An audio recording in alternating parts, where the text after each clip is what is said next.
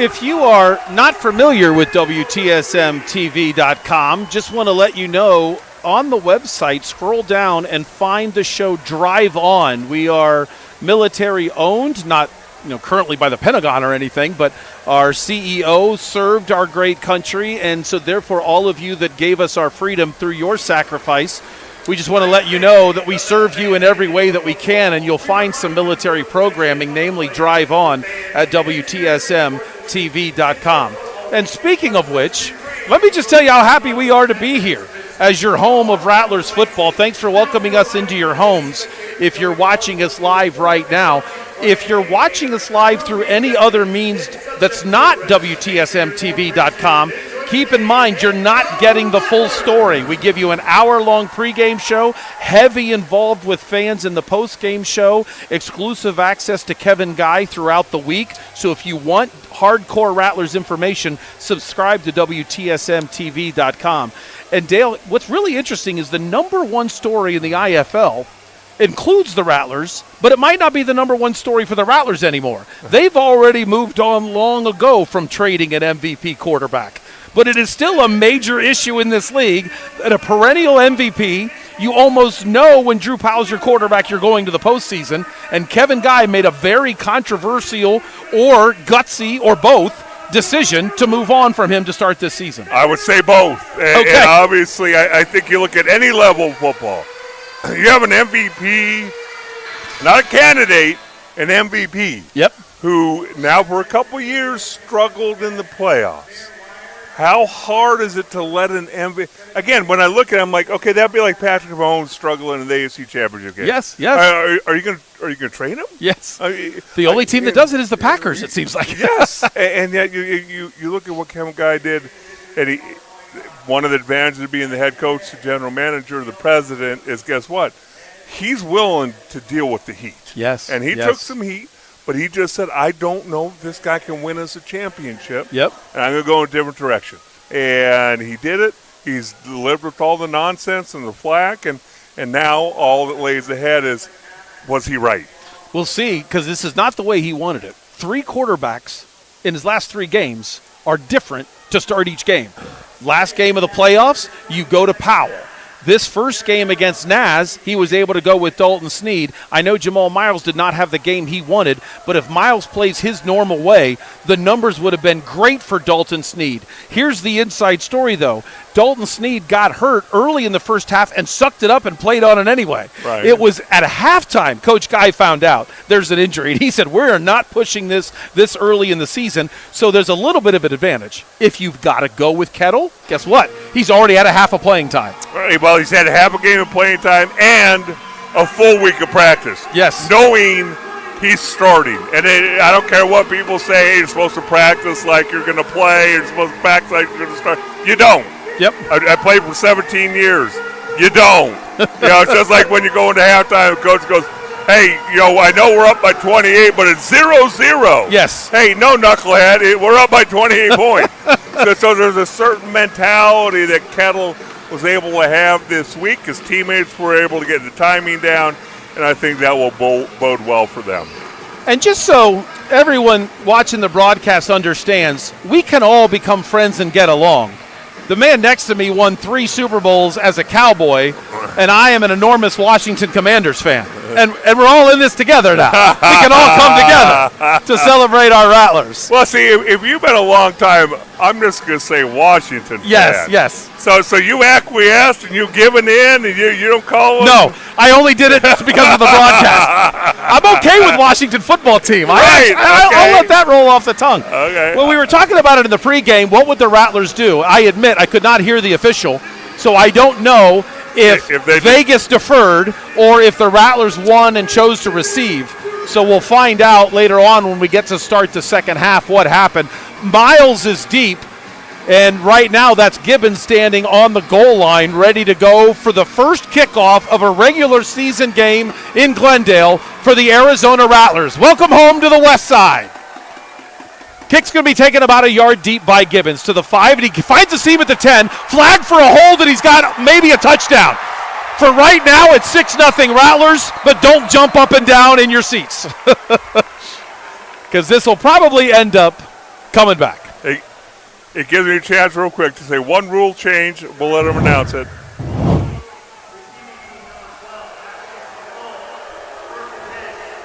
If you're trying to watch out for injuries in special teams, the flag goes down for holding. Play should be blown dead. Why continue to play? Why continue to be? If you're the official back there, you throw the flag, blow the whistle, it's over with. Technically, and you tell me if you care, technically if the defense forces a fumble, they would want to decline the penalty. Okay, well, see, now, I don't like our partnership already. You throw a kink into my plan. Well, you're still being – see, here's the thing. You're the football guy, so you're trying to protect the athlete. I'm like, hey, they're gladiators. Throw them out there and see what happens. So Kettle now the first starting quarterback in Glendale for a regular season home game. Low snap, hands off. Brooks will cut it up through the line. Doesn't get much, and it'll be second down. You look at that offensive line. Lamar Mady been around since I didn't have artificial hips and had all my joints. Been here a long time. Just one of the best offensive linemen in the indoor football league. And we'll talk about this offensive line and how Kevin Kye puts together offensive lines and his philosophies as the game goes on. Right now, it's trips right. We'll see if they stay in it. Yep, they do. Kettle looks right. Throws deep on a 9 route. Got a man and it hit the corner in the head, and it's third down. Isaiah Houston was the man that was open. He had a step, but Kettle couldn't get enough air under it. No, he couldn't get enough air under that, and Bryce Hampton, unbeknownst to him, broke up a pass with his helmet as it bounced off the back of his head. Looked like he had a chance, and that's one of those passes that I think Kettle will learn how to put a little air under it. Yes. You got to lead your receiver. The worst thing that can happen is you overthrow your receiver and you live to see another down. Interesting to see what they're going to do on third and deep now. Ball spotted at about the 9-yard line. They need to get to the 15 for the first down. 2 men in motion. Kettle looking. Rolls a little bit to his left. Pressure. Steps away from the pressure. He's got all day. He's looking. Pump fakes. Tries to cut it back up the field. Breaks a tackle and dives for the stick. We'll wait to see the official signal. He's going to be incredibly close to a first down.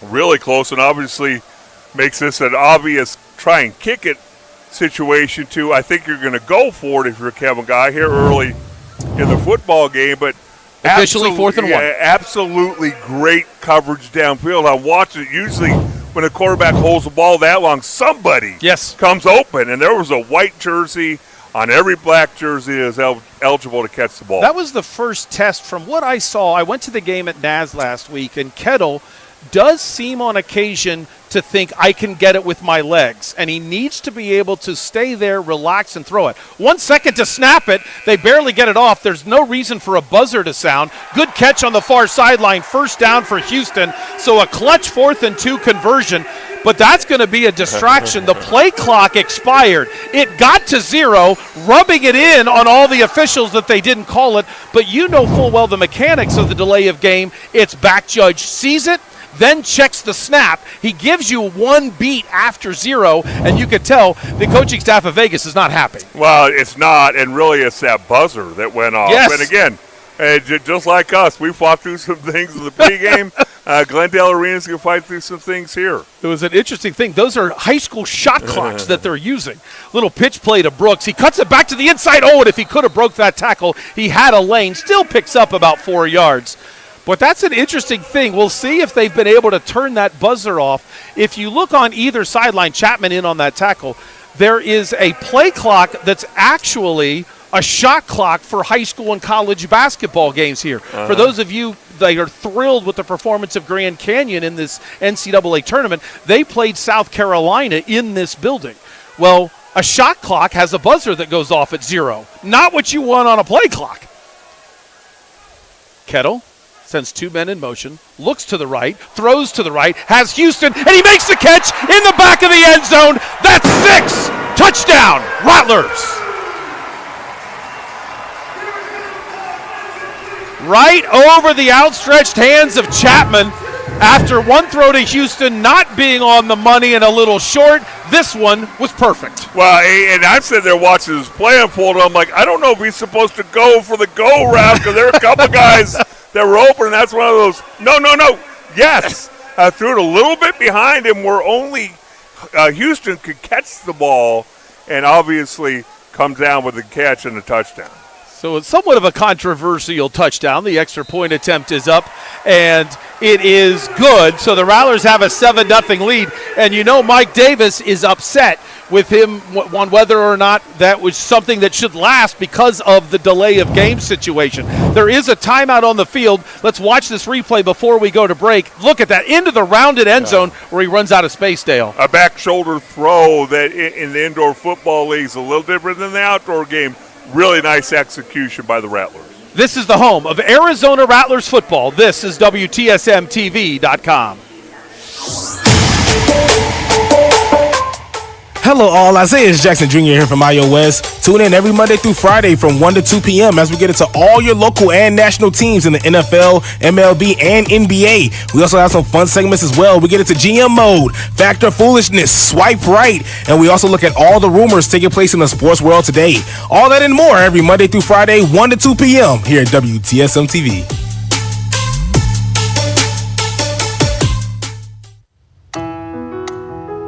Honor is a steady rhythm, a beat that inspires remarkable medical professionals to work with passion and purpose. A tireless dedication to the lives we serve is what drives all of us at Honor Health.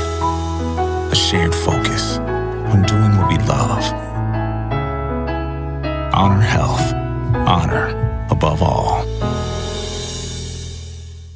I'm Dr. Pamela Lund, Director of Sports and Orthopedic Imaging at Simon Med Imaging. I've been reading sports MRI studies for patients and athletes at all levels for over 20 years. When you're injured, an accurate diagnosis can mean the difference between chronic pain or pain-free enjoyment of your life and sports activities.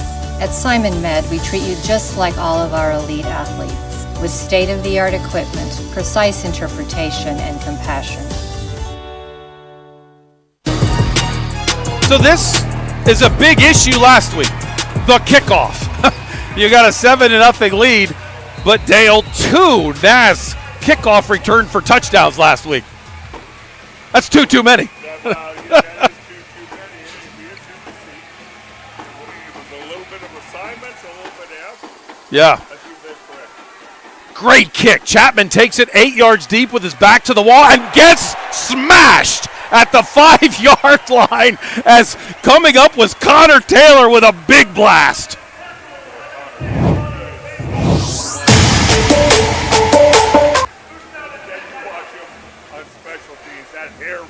Yep. He runs fast, others flying in the wind. You and I, we're not making the hair fly in the wind as we're running. So Well, plays like a rear ends on. here's what I don't get, Dale. We live in a society of politically correctness. Why are people allowed to grow long hair and just mock people like me? I don't think that's fair. I think we should start a group. We should be thinking of everybody. Think of the bald men, and everybody cuts their hair. So the head coach of the Nighthawks, Mike Davis, would not tell us who the starting quarterback is, and it is a shock. It's Johnson. Handoff goes to the right-hand side. And the reason why it's a shock, I have some inside information. Kevin Guy made the decision, we're going to prepare for Mancuso all week and then see what happens. Well, now we see what happens as Jerome Johnson is actually the starting quarterback. 6'2", 200 pounds. It looks like he's going to want to run the football a little bit. Again, most teams that come to play the Arizona Rattlers, they want to somehow, some way control the ball a little bit. Keep the Rattlers' explosive offense back in the bullpen. We'll see if they're able to do that. So we'll see what Johnson can do now. 3 receivers on the left. Regular motion like an old outdoor game. Johnson with 2 stutter steps, and he's going to dive forward close to the first down, but doesn't quite get there. You don't normally see outdoor standard right to left motion, and you did there. It looked like it was almost like a T motion. Guy coming across the formation and the guy going straight forward and keep the ball, and now you bring up a 3rd down and very makeable situation for Vegas. I think I have this rule right. It's a little bit of a nuance. The motion man can come in and block defensive backs, but he can't turn and block down this year on linemen. So keep an eye on how that's going to be used, because clearly these receivers are here to block. False start on the play as the motion man on the near side of the field, Randolph, was about 3 yards past the line of scrimmage when the ball was snapped. And they said an offensive lineman moved as well. So we have two guys. They called it officially on Mallory, but in my opinion, I'm going with Randolph about 8 feet beyond the LOS. And if this is your first arena football or indoor football league game, understand, they'll give you a grace period. Yes. They'll give you a yard, maybe yard and a half. You get to 3 yards, Yes, exactly. and they're forced to throw the flag. 3rd and long. Johnson, play fake. Drops back into his own end zone. He wants to throw deep. He's got a man on the post pattern. Caught and then dropped. Last-minute hand from Dylan Winfrey to knock it free. That was big lead. Well, that was. That looks like a touchdown right there. Doesn't look at that close from Winfrey.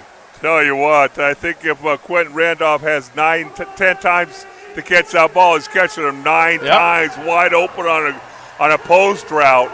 Ball hung up just a little bit, allowed Winfrey to come back and knock the ball loose. I'm comfortable in saying he caught that, and Winfrey knocked it away before the second foot made it a completed pass. That was fantastic close from Dylan Winfrey. So it basically goes from a 7-6 score back to 7-0 with a 48-yard or 58-yard field goal attempt, and now there's a delay of game. And guess what? The holder picked it up and started running. That was kind of interesting. And they haven't fixed the buzzer yet. No. So officially that buzzer's going off, and that's going to drive the players crazy. Now here's a little nuanced rule. This is supposed to be half the distance to the goal. Mark it at the 4. However, when you are kicking, you are allowed to ask to have the ball move to the 5. Big question is whether or not Coach Mike Davis knows that. Now, the side judge just went to the umpire to talk to him. I think the umpire is saying, hey, they haven't asked me to move it. Okay, we'll just leave it at the 4. Advantage Rattlers here. Messias back to kick right from the tee in Rattlers. Call it about a 61-yarder. Pretty good boot. Going to be taken by Jamal Miles, 3 yards deep on the missed field goal return. 5-10, goes left, has a lane at the 20, tries to get past midfield, can't quite do it, but great field position for the Rattlers, and they have a 7-0 lead.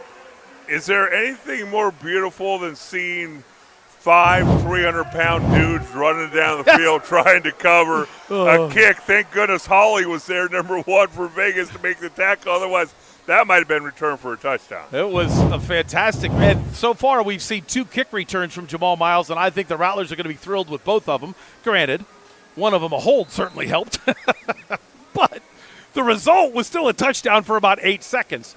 So let's see what Kettle can do on his second drive of the game. He's already led them down for a touchdown. Deep to Isaiah Houston. When he caught it, he was on the right. This time, Houston's on the left. Play fake. Kettle will keep it. Nice block, but he doesn't read the block. He goes outside. Picks up decent yardage, but that's another level, Dale. Mady had his man completely sealed off, and Kettle didn't run through and ran right into Calhoun. Well, you got Kettle at 6'4", 210 pounds. Obviously very, very athletic guy. Feeling very comfortable with him running the football. That is a dual threat that can really put pressure on these indoor football league defenses. Mady did a fantastic job switching the hips, driving the guy to the outside. There's just one issue.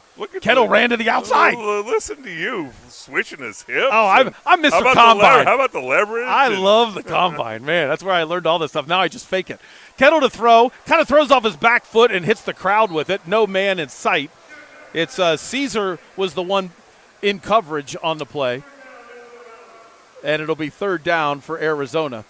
Kettle can be chased off his spot, Dale. Yeah, and sometimes you just have to give credit to the defense. Again, nobody open for Kettle to throw the football to. It'll be interesting to see how Coach Guy adjusts some of the routes that they're running, because there's ample time, but there's nobody open, and now a flag comes out. Yeah.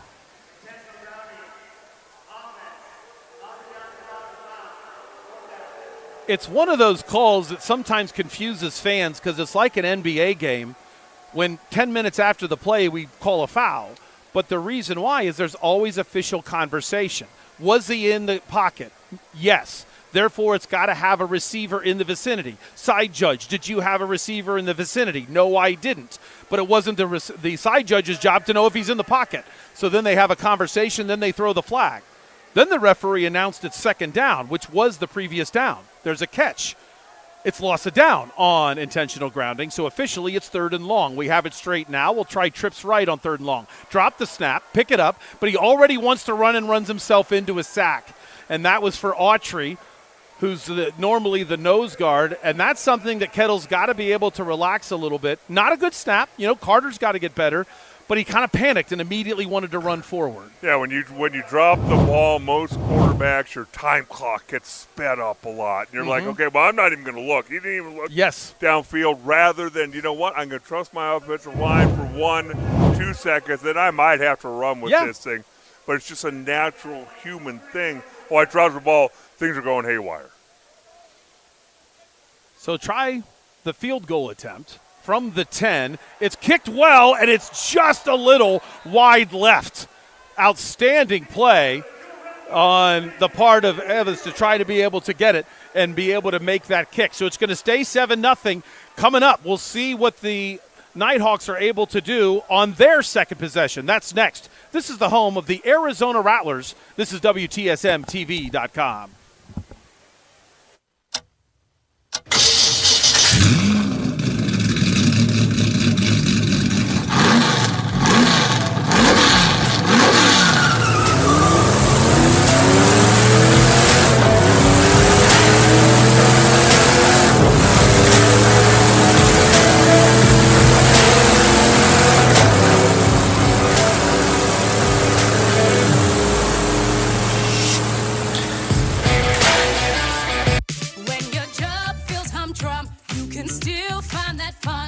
Chance I do. Or you spend the whole day working that 5-game parlay. I'll take Philly +2. Yes. When taking a chance becomes a victory dance, it's so fun to do.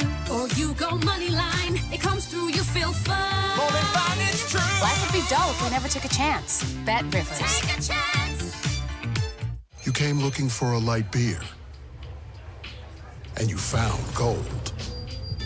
Modelo Oro, the light beer with a smooth, elevated taste. Perfect for those who never settle for less than they deserve. Modelo Oro, the gold standard of light beer. Hi, it's Parker Weinthal again with eXp Realty. Not only do I help first-time home buyers, but I also work with those looking for second homes, vacation homes, and even investment properties. Give me a call or visit our website today.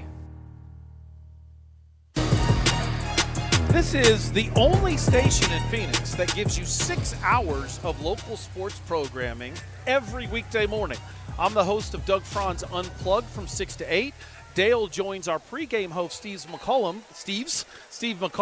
for 8 to 10 on the main event. And our sideline reporter, Isaiah Jackson, is here with you from 1 to 3. Let's go back to live action. Johnson will keep it big hole, and he goes right up the middle, and he's faster than most of the Rattlers. They need to do a horse collar tackle to bring him down. No flag, first and goal inside the 5. Winfrey was able to catch up. Dobbs was there as well. And, boy, that was a problem last week at Naz, too. Well, they kept on thinking they weren't going to run the ball anymore. The most beautiful part of this play is watching number 78, Corey Woodruff. 6'5", 340 pounds of his. There's nobody to block, and he had to run 40 yards. Should have just handed him the ball. Let the big man rumble.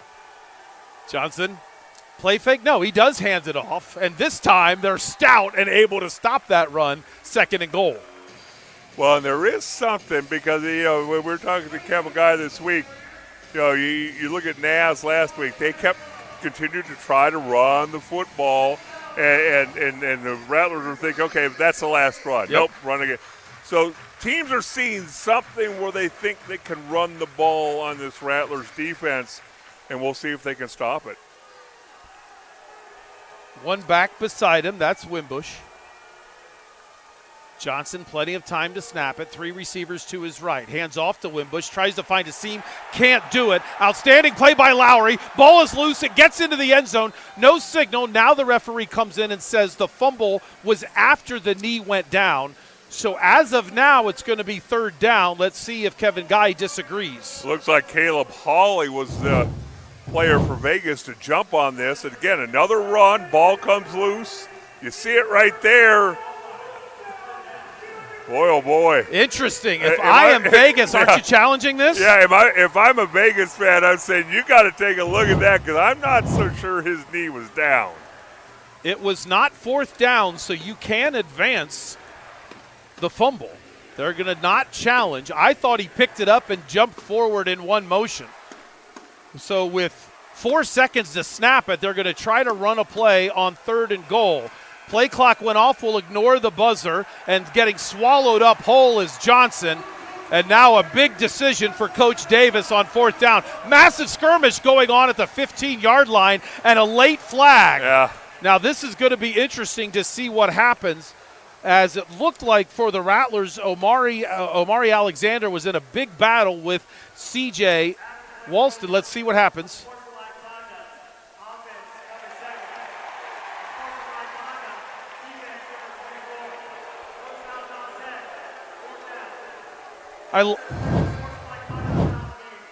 I like that call, Dale, because in the old days, what does that do? But now it actually targets both of them with an unsportsmanlike, and now they got to be on their best behavior. One more, they're ejected. And you call it the first time, and Doug, every time I see one of those after the play, I've never been intimidated by a guy doing something to me after the play.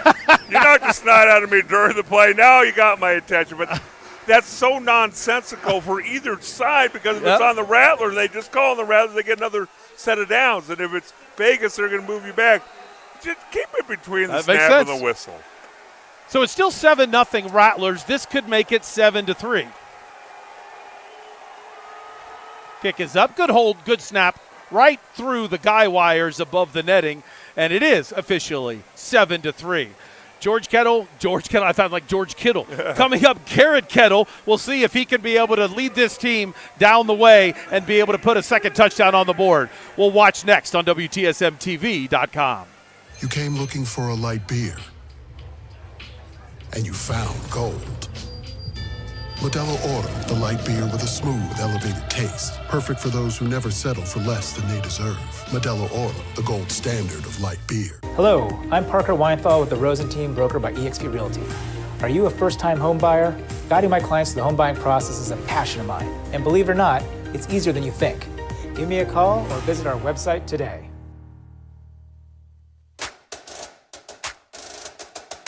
Spooner has been revolutionizing our community's experiences with physical therapy and hand therapy in the Valley since 1990. Make Spooner your first stop for your injury prevention, recovery, and treatment needs. Through specialized rehabilitation, personalized treatment plans, and functional performance trainings, our team is your team. Visit SpoonerPT.com to find one of our Valley-wide locations near you. Rattlers fans, thanks a ton for watching us right here on the home of the Rattlers, WTSMTV.com. Now, do you want more Rattlers coverage? You get it tomorrow morning. WTSMTV.com has 4 hours of local sports programming tomorrow morning with the main event from 8 to 10 and me, Doug Franz Unplugged, presented by Whirlwind Golf Club at Wild Horse Pass. Exclusive Rattlers info tomorrow morning at 6 on WTSMTV.com. Kind of exciting to be here. For those of you that are watching live, great to have you. But we also would love to invite you to do something even better. Come to the game, cheer like crazy, then come back home and watch Dale explain everything you just saw. You can watch it on demand always. Rattlers are always on WTSMTV.com. You can see at the bottom of the scoreboard there, 7-3 Rattlers. Ball takes a funny hop, and it's caught there by Gibbons deep in his own end zone. He's able to break away, avoid the rouge, and get up the sideline to the 25. A rouge is when you get tackled in the end zone, and the kicking team gets a point for doing that. And there was a one-on-one opportunity, Dale, for a point, and Vegas wasn't able to execute. Nice job by the, obviously a great athletic move to get out, and then all of a sudden you turn it from almost a rouge to almost a touchdown. You're right. In the span of a couple of seconds there. I do want to point out something. All right, that's the 4th Doug Franz Unplugged spot I've seen. And I've not seen one for Stephen Dale. So just so you know, I'm keeping track. I didn't know that. Just so you know, I'm keeping track. I was just noticing the Dayton Flyers shirt, and the Flyers got smoked by U of A. Kettle to throw, pump fake, flush from the pocket, tries to run around, gets positive yardage, and then just gets absolutely smashed into the boards by Autry Lee.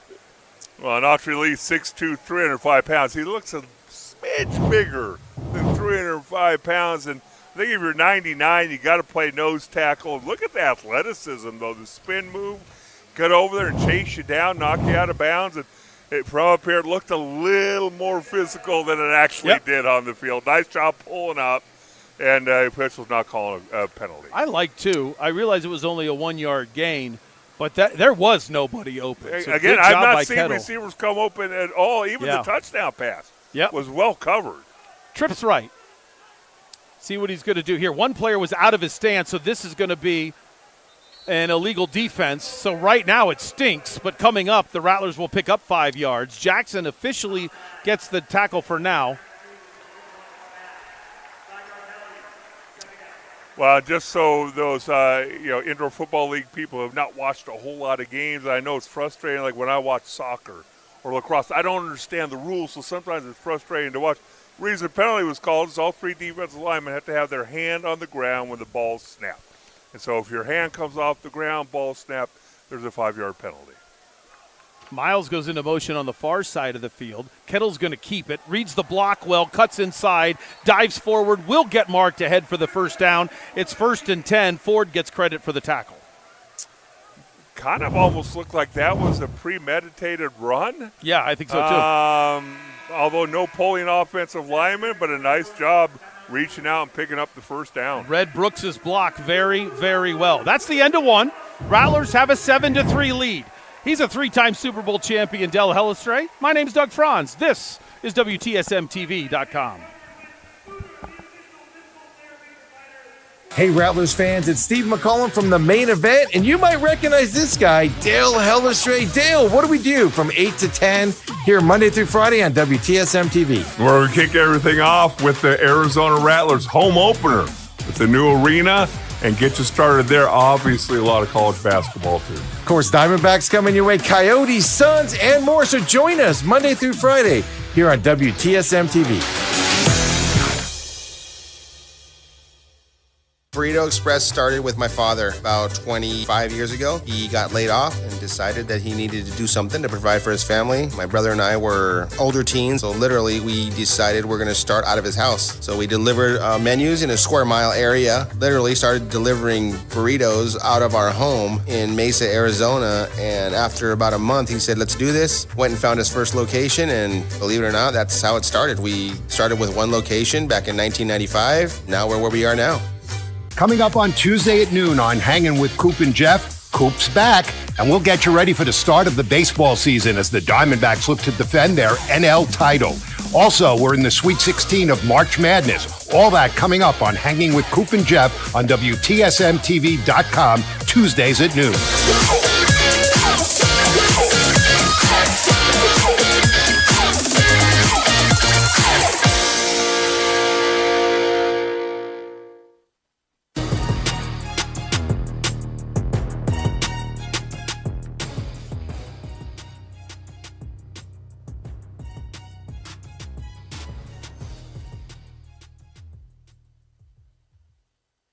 With Mike Davis, and Mike Davis believes it's to his advantage to not tell the television crew who's his starting lineup. So it was very weird prepping for this because there's no biological information.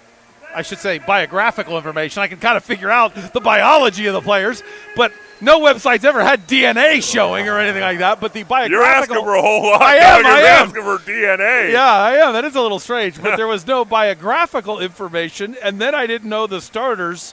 So if I ever drift into characters from Cheers, you'll understand why. Rattlers have the football right now. It's 1st and 10 after the Kettle run. Inside the 15-yard line. Handoff Miles, cut back at the 10, at the 5, gets up against the wall, dives into the end zone, but the referee on the side says he was touched when he touched the wall, and therefore it's going to be close to a 1st and goal. Calhoun gets the credit. Here's your rule. Touch the wall on your own, you're live. Get knocked into the wall, you're down. And so you look at Jamal Miles. He's another guy Hey, that's Rattlers been fans, around it's Steve McCollum from here the forever. And again, as you said, dropped a couple passes last week, but this guy is money. Yes. He's got stick 'em on his hands. He's always finds a way to move the ball forward. And he's sitting there at 5'10", 180 pounds. He's got to be in mid-30s by now, but still producing at a very high level. First and goal from the college hash. Here he is, Miles. Great block, but he's frozen as everyone was able to collapse and get him. Leading the charge on that one was Calhoun, and it'll be second and goal. That offensive line trying to run behind Chris Martinez, the new man on the block. 6'4", 310 pounds. Cole Carter's the center. He was first-team All-IFL last year. Lamar Mady, second-team All-IFL last year. Then you're asking your boy Shannon Brooks, all 5'11", 210 pounds, to go lead block. And I think that's what Kevin Guy says. Hey, we're going to give you the ball, but every once in a while you got to go block somebody. I just felt like that was a fantastic play for all 16 people on the field. Didn't work for the Rattlers, but, man, they were throwing some weight around. Little pitch play to Brooks. Cuts back. Helmet on the field. He gets tripped up on the play at the last second by Hampton, and it's going to be third and goal, and Miles comes back to get his lid. Kind of interesting. We've always talked about the way the field shrinks as you get closer to the goal line. The windows are tighter, and they close quicker. And so I think that's why Kevin Guy, new quarterback, trying to run the football into the end zone, but this Vegas team is ready for the challenge. So right now on your screen it says first down. It's officially third and goal for the Rattlers from the 5-yard line. Houston stops in his motion. He was open for a second. Kettle's trying to find him. He rolls right. He's lost 20 yards and throws it away out of the pocket, avoiding the intentional grounding. Well done by Kettle. It'll be fourth down. Miles, the intended receiver, up against the wall. 3-receiver route. Again, if you just survey the end zone for maybe a split second, you have a receiver open. Otherwise, everybody's blanketed. Hey, you got to give credit to these defensive backs for Vegas. They are covering up the Rattler wide receivers almost every pass. It's going to be interesting to see if Coach Guy makes some kind of change at halftime, because you've nailed that point on we're used to somebody being open, and right now Vegas doing a fantastic job. Kind of a tough snap, but a great job on the hold by Kettle, and the kick is good, so the Rattlers now have a touchdown lead. It's 10-3, Arizona Rattlers, 11:45 to go in the first half. Dale Hellestrae, Doug Franz, this is Rattlers football on WTSMTV.com.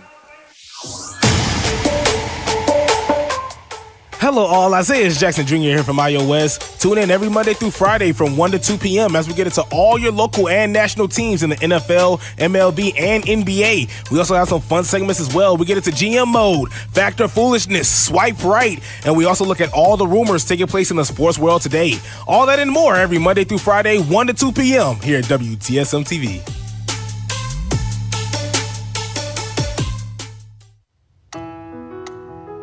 Honor is a steady rhythm, a beat that inspires remarkable medical professionals to work with passion and purpose. A tireless dedication to the lives we serve is what drives all of us at Honor Health. A shared focus on doing what we love. Honor Health. Honor above all. I'm Dr. Pamela Lund, Director of Sports and Orthopedic Imaging at Simon Med Imaging. I've been reading sports MRI studies for patients and athletes at all levels for over 20 years. When you're injured, an accurate diagnosis can mean the difference between chronic pain or pain-free enjoyment of your life and sports activities. At Simon Med, we treat you just like all of our elite athletes, with state-of-the-art equipment, precise interpretation, and compassion.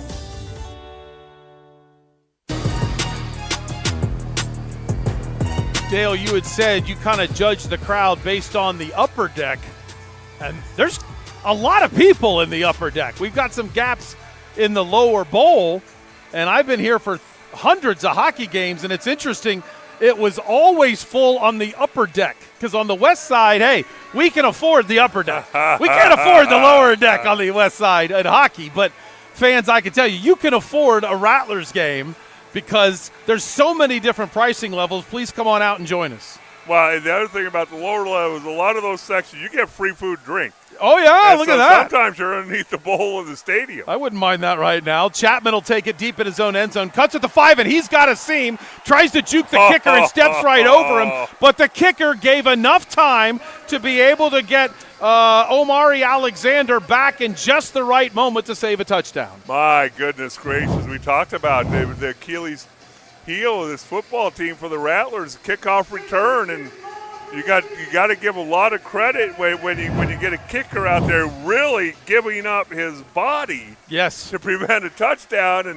And while it wasn't called tripping, boy, it was close. The thing is with Evans, he's putting the ball 7 yards deep, and they're not line drives. He's doing his job. This is a major weakness for this team. Luckily, the defense has been tremendous through 3 halves of football this season. Technically a quarter. We still got 11 minutes to go in this third half of the season. And as soon as I say that, there's a potential touchdown on a wide open wheel route in which Connor Taylor could not keep up with Wimbush at all.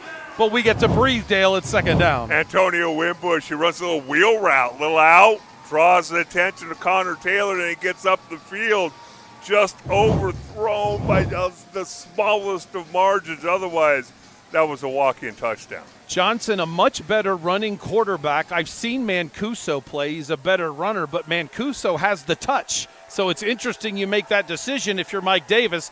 That's a touchdown, in my opinion, with Mancuso. Fake the handoff. Here's that running ability, and guess what he can do? Run it right up the gut for a touchdown, and now you see exactly why Mike Davis went with Johnson at quarterback.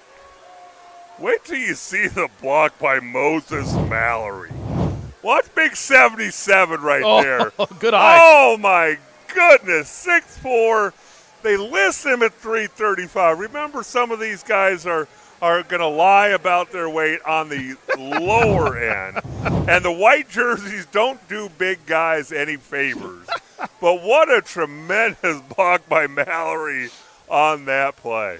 Now, you're still of the age where the Cowboys believed the blue jerseys were bad luck. Yes. Now that's all changed. Yes. But that means you were in the white jerseys a lot. Yes. Extra point attempt is up, and it is good. So we're tied. It's 10-10, 9:39 to go. Second quarter. Dale Hellestray, Doug Franz, watching the Rattlers with you on WTSMTV.com.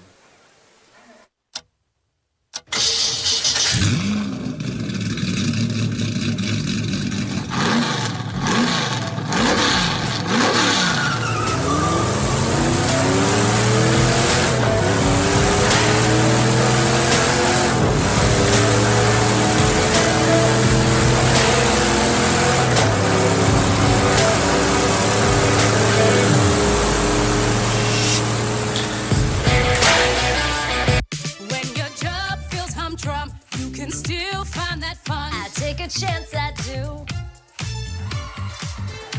Or you spend the whole day working that 5-game parlay. I'll take Philly +2. When taking a chance becomes a victory dance, it's so fun to do. Or you go money line, it comes through, you feel fun. More than fun, it's true. Life would be dull if we never took a chance. Bet Rivers. Take a chance. You came looking for a light beer, and you found gold. Modelo Oro, the light beer with a smooth, elevated taste. Perfect for those who never settle for less than they deserve. Modelo Oro, the gold standard of light beer. Hi, it's Parker Weinthal again with eXp Realty. Not only do I help first-time home buyers, but I also work with those looking for second homes, vacation homes, and even investment properties. Give me a call or visit our website today.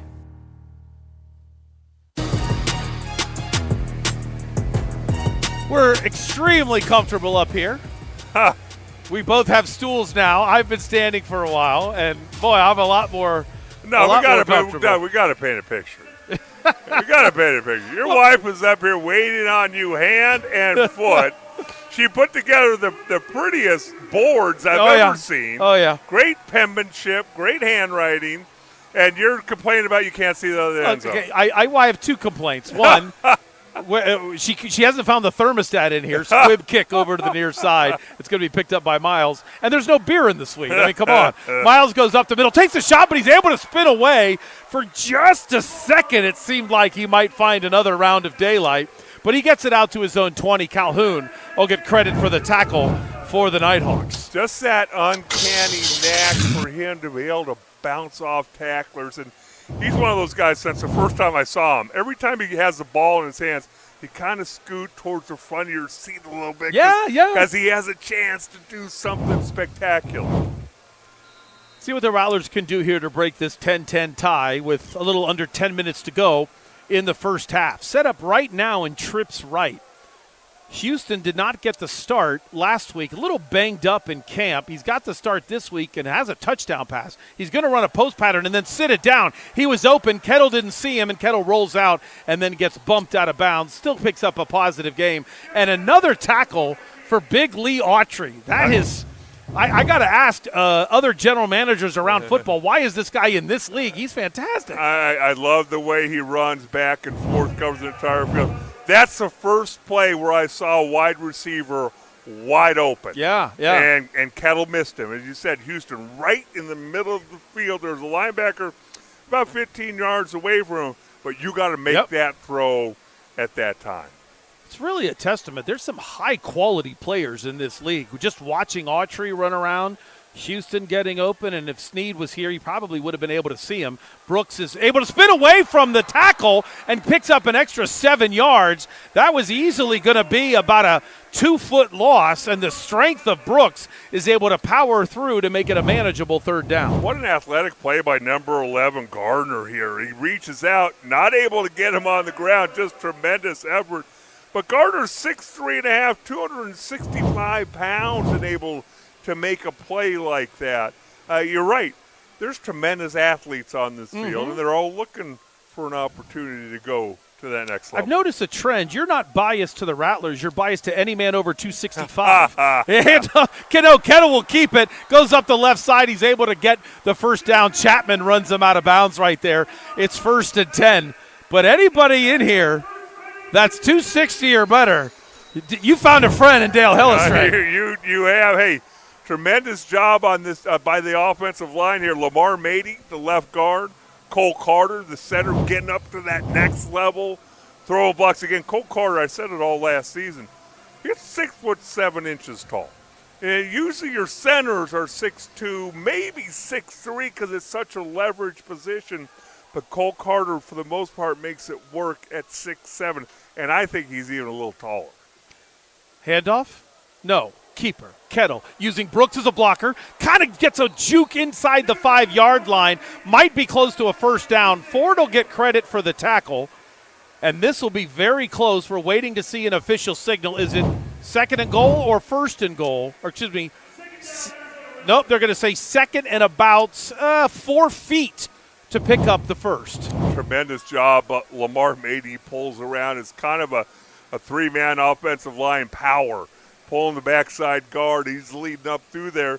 And then Kettle has the opportunity. He can hand it off or keep it himself. And so far we've seen this afternoon, it seems like he wants to keep the ball. There is a Rattler that was struggling for a second, and it looks to be Shannon Brooks. And Shannon Brooks is walking off, and he is an integral part of this team. You can see him right there on your screen. The trainer asks him what's up, and he doesn't really want to talk to her right now, which is a sign that says, I want to go back in. You know what I'm saying if I'm Shannon Brooks? I'm saying I'm tired of blocking, Coach. Hand me the dang ball. Oh. Kettle puts 2 men into motion. It's going to end up with 4 on the left side. Hand off to Miles. He's got a seam. Touchdown, Rattlers. All you've been doing, Dale, is talking about the offensive line, and they deserve their flowers today. Again, wide zone. Who are you going to run behind? Lamar Mady, for my money, I've never understood why he's not on the next level. But you see him 6'4", 305 pounds, super athletic. Look at him just ride the defensive lineman out of there. Tremendous block by him. Carter got his guy. And then you got Jamal Miles, who's very, very adept at reading where to run the football. And I'm sure a lineman loves having it Miles because you don't have to block for very long with Miles. Kick is up, and it is good. So it's 17-10, 5:31 to go. And so far what we're seeing from the Rattlers is a very strong offensive line and a quarterback that does a great job using that line. And then, like I said, you don't have to block very long for number 2, Jamal Miles. No, you don't. And, again, you see this come right into your living room. Look at the way that just parts right at the right time. That's the timing of the offensive line. And Jamal Miles. Doug, I don't know if you know this, but I've been able to block for a couple pretty good running backs in my life. Eric Dickerson at SMU, Thurman Thomas in Buffalo, some guy named Emmitt Smith. And while I will say it in jest that I don't think you would have heard of any of them without me, they do make your job a little bit easier because you do not have to hold a block for very long as an offensive lineman. Now, if we bring Emmett in, if we bring Thomas in on one of these conversations, are they going to agree with that? They're going to agree with, well, I got a Rolex from Emmett for leading the league in rushing. Okay. Eric would say he would go play along with me and say, Dad, I don't think anybody knew me at SMU without you. Got to play a couple years with him. So, again, it all goes hand in hand. But I just love the way Kevin Guy offensive lines come together. And the number one thing is they're going to be physical. And not only is this offensive line physical, but it's very athletic. And one of the real highlights of this game is this is his third quarterback in 3 games, and he's had to adjust, and they're running it in a power running game today. Kickoff this time is going to be stopped at the 15 and then kind of powered through by Chapman to be able to get it close to the 20. That's not ideal, Dale, but it's so much better than what the average has been. I think we're okay with it. Baby steps. And obviously you worked on it all week, and a little, like I said before the game, a little bit of it was effort, a little bit of it was assignment. And, again, that's one thing. And then you got to find the right guys. Who's going to go down there and throw their body around and stop the kickoff return? That's still a work in progress. On your screen for a second was one of those guys, Dante Merriweather, who does an awful lot for this team. He officially plays the bandit linebacker.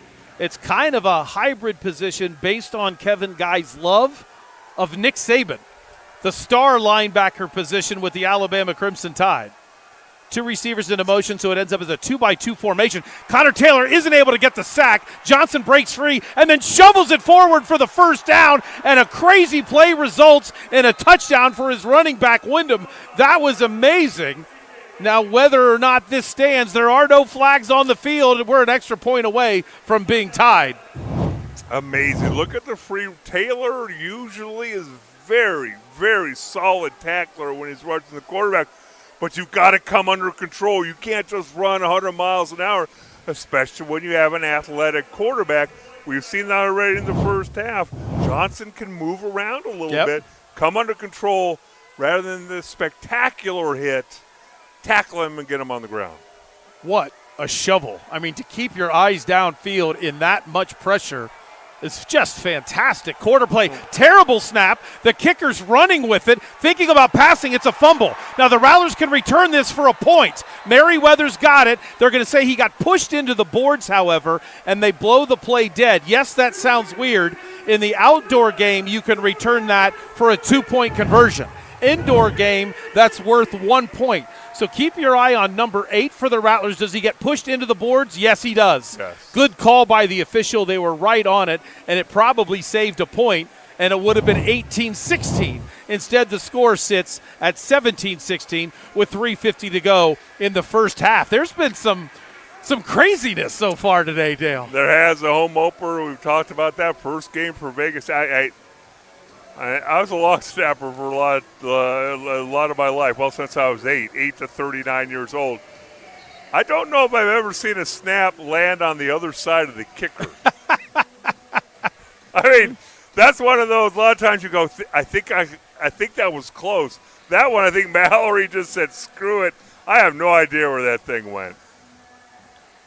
We had a couple little issues. Isaiah Jackson is our sideline reporter, so hopefully in a couple weeks we'll be able to get some interviews with everybody that scores these touchdowns. But Isaiah, if you're right now watching the broadcast, I think I'm going to speak for Dale, knowing Dale's going to demand some O-line interviews coming up on some of these touchdowns. Enough of these quarterback analysts who just slobber all over an average quarterback.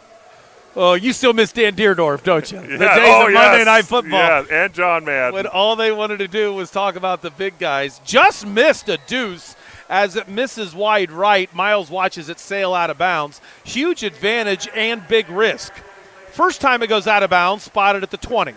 Every successive time you kick it out of bounds, spotted at the 25. However, Dale, if that ball was about 4 feet to the left, we got a tie. We got a lead right now for the Nighthawks because they would have scored 2 points on the deuce. You get 2 points on a deuce, and again, in most of these kickers, it's not the distance that will get them. Yep. It's if you take a look at the goalpost, I believe they're about half as wide as NFL goalposts. Crossbar is the same, but you're exactly right on the uprights. And it's very narrow, and if you get down on the field, it looks like it's a pinhole you're trying to kick through.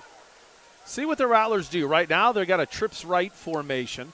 Brooks is back in the game, and he takes the handoff off the motion as a receiver, gets swallowed up pretty quickly, and gets brought down by Jackson. What is your thoughts on a big guy like Jackson wearing jersey number 0? Is that all right? You know what? It's always been slimming? interesting. The first guy I ever saw that I realized was we had a guy named Jerry Ball. Okay. Who played in the NFL for a number of years. He was recruited as a fullback, so he's number 34. Okay. But he's a nose tackle. And he got up to about 330 pounds at number 34. We always thought that looked weird. Kettle finds his man over the middle. That looked to be Houston. He got tackled so fast I wasn't sure, and I was dead wrong. That's a 2 and not a 7. Jamal Miles makes the reception. Caesar's the one that hit him so quick I couldn't see the jersey number, but it is a Rattlers first down. See, I think you can probably blame your wife for that. She didn't point at the number quick enough. She's in charge of defense. Oh, defense. Yeah. Blame her for offense, too. Well, the problem is my only job is the offense, and I blew it. She nailed who got the tackle. There's Gibbons in the near side slot. He usually fakes a corner route and runs to the post when he does this move. He does go inside. He's open, and they miss him. They do find a receiver on the far side of the field. Caesar again goes in to make the tackle. Brooks with his second reception of the game. But, boy, I would have liked to see a little more patience and find Gibbons. Well, what's interesting here is the whole timing of the Indoor Football League. So as we wind down towards the 1 minute warning, this game moves so fast. Yes. It moves so fast. And then once it hits the 1 minute mark, then everything slows down, because then it goes back to almost regular outdoor football league rules. Let's see if they can drag this thing all the way down to a minute and then put a little pressure on Vegas. If you're a college football fan, we play by the NCAA rulebook except for rule modifications for the IFL. Play fake to Miles. Kettle will keep it, gets through the 10, kind of stutter-stepped and struggled his way down to the 5, looking like somebody leaving the bar at 3 in the morning. And goes down, but it's good for a first down. It'll be 1st and goal as Harris couldn't bring him down in front of the line. Be interesting to see if Kevin Guy calls another play before the 1 minute warning. I think he's tempted to let this thing go all the way down. Well, guess what? Vegas use their timeouts. Alex Smith, or Mike Davis, was on your level. Yeah. I'm not going to let you run this thing down, Dale Hellestray. So Mike Davis called a timeout right in your face. Okay, well, the clock kept running, so you were ahead of me. I do have to ask you, the stumbling out of the bar at 3 o'clock, I don't know what that looks like, but obviously from experience you do. No, my secret was having 2 daughters that were quickly of age to say, okay, now you're here to drive daddy. Now, did you give them an Uber tip? Did you give them some money? Oh, what? Shame. Listen, I provide home. You're not one of those. You're not. I got 2 daughters, too. I do not give an allowance. Oh, I didn't give allowance either, but they're coming to get you at the bar. Yeah, no. Oh. Hey. I'll drive you halfway home and leave you there. They can get a part-time job. It's all good. It's all good. They can earn their money. Finding out a little bit more about Doug. Oh, my kids are extremely important to me, and so is beer. It's just a battle between which one is winning that day. See if they keep an eye on Gibbons this time. He's on the slot on the left of your screen. No, handoff. Brooks breaks a tackle. Can he get in? He stretches, and the referee says he's down. Looked like he dove over the man and got into the end zone. Chapman agrees with the call. Let's watch the replay and keep an eye on the knee of Brooks on this dive. I don't think you want to score here if you're the Rattlers. And his right elbow was down. You're right. I don't think there's anything wrong with what just happened. What I don't understand is if you're Vegas, why do you call timeout the previous play but not this play? That's a great point because I agreed with the timeout Yes. call. They didn't do it now, so they let it run to the 1 minute warning. And you could have just let it run down and have all 3 timeouts. Yes. Well done right by you. So we'll take a break right along with them. 17-16 is your score. Rattlers with a 1-point lead and poised to score. Can they do it? Let's find out next. This is the Rattlers Television Network on WTSMTV.com. You came looking for a light beer, and you found gold. Modelo Oro, the light beer with a smooth, elevated taste. Perfect for those who never settle for less than they deserve. Modelo Oro, the gold standard of light beer. Hello, I'm Parker Weinthal with the Rosen Team, broker by eXp Realty. Are you a first-time home buyer? Guiding my clients through the home buying process is a passion of mine. And believe it or not, it's easier than you think. Give me a call or visit our website today. Spooner has been revolutionizing our community's experiences with physical therapy and hand therapy in the Valley since 1990. Make Spooner your first stop for your injury prevention, recovery, and treatment needs. Through specialized rehabilitation, personalized treatment plans, and functional performance trainings, our team is your team. Visit SpoonerPT.com to find one of our Valley-wide locations near you. Rattlers fans, thanks a ton for watching us right here on the home of the Rattlers, WTSMTV.com. Now, do you want more Rattlers coverage? You get it tomorrow morning. WTSMTV.com has 4 hours of local sports programming tomorrow morning with the main event from 8 to 10 and me, Doug Franz Unplugged, presented by Whirlwind Golf Club at Wild Horse Pass. Exclusive Rattlers info tomorrow morning at 6 on WTSMTV.com. As soon as we get back, we're about ready. The referee's waiting for the back judge to say, let's do it. He gets the signal. Play clock goes. Rattlers don't want to wait. They want to score pretty quick here. Jamal Miles goes into motion. Quarterback keeper, and Kettle runs right into a man and gets sandwiched right there. Calhoun just destroyed him, and it's second down. And maybe they weren't in a hurry to score with him running right into Calhoun. Well, I tell you what, that was a huge hit. My goodness. And it looked like for a split second that there's going to be an opening there, but really nice job. You got to give a little credit. I give credit for the tackle, but Maurice Jackson, 6'2", 305 pounds, kind of plugged the hole a little bit. Allowed his buddies to come behind him and make the tackle. But, yeah, now you've used 2 timeouts if you're Vegas. Mm-hmm. As long as you get in the end zone. This is what Kevin and I used to always discuss, is like, because he is famous for waiting until the last second to score a touchdown. And as long as you score a touchdown, that's great. But if you don't score a touchdown and you waited that long. Yeah.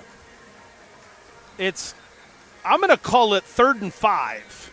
And I say 3rd and 5, and you go, well, wait a minute. Look where the ball is. It's not 3rd and 5. No, 3rd and 5 feet. We got the ball just a hair in front of that 2-yard line. So you got about 5 feet to go, and we'll see with the Dale Hellestray theory, do they move it and then get stopped at the 1 and then try it again? Nighthawks took another timeout. They've got 1 timeout remaining to stop the clock. We'll see if the Rattlers can punch it in. Brooks in an old-fashioned standard I formation. Under center is Kettle. He hands off to Miles, and Miles gets dumped right there immediately. Another play by Maurice Jackson, who has really played well throughout the game but dominated this drive.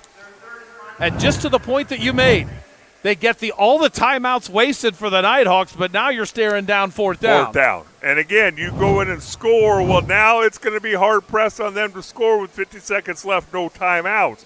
But if you don't score, and, again, I promise you, Vegas is calling those timeouts to have time left after the Rattlers score. Yep. They're not planning. IFL football teams will give you the verbiage of, oh, yeah, we're going to play defense. You get inside the 5-yard line, 1st down in indoor football league, you're going to score 99% of the time. And I've always thought this situation, I thought for Kevin Guy, this would be 4-down territory. But I think he's seen the last 3 plays. That's true. And he lost a yard on that one, so maybe he doesn't like 4th and 4. Officially listed at 4th and goal, but for our purposes, it's 4th and 4, so he brings in Evitz to kick. Plenty of time to snap it. A little bit of a high snap. Good hold by Kettle, and it goes right through. And the Arizona Rattlers now have a 4-point lead. Boy, the Nighthawks, a last-place team last year, and I asked Mike Davis last night, why do you think you're going to be better? And he said, our locker room. And the reason why Coach Davis said that is he said, we lost 7 guys to the CFL at about week 3, and we never developed a team chemistry. And the Nighthawks, for about halfway through the season last year, Dale, were right in the playoff race. Right. And then everything just kind of fell apart, and he's got to be thrilled to take on a 6-time world champion in his opening game for the year and only be down by 4 with a chance to take the lead before the end of the first half. It's always been fascinating to me. I've been on the worst team in the league my first year at Buffalo. We were 2-14, and we sucked. I've obviously been on some really good I could have done the math when you said 2-14, but I appreciate the adjective. Yeah.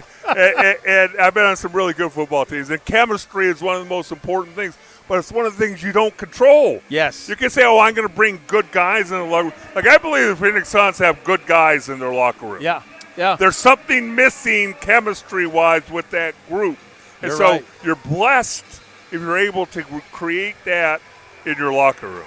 One of the greatest debates in sports now, because an analytics guy will tell you you get chemistry by winning.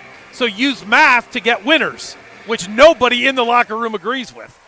Far side kick it. Oh, that's a beautiful play defensively for the Arizona Rattlers.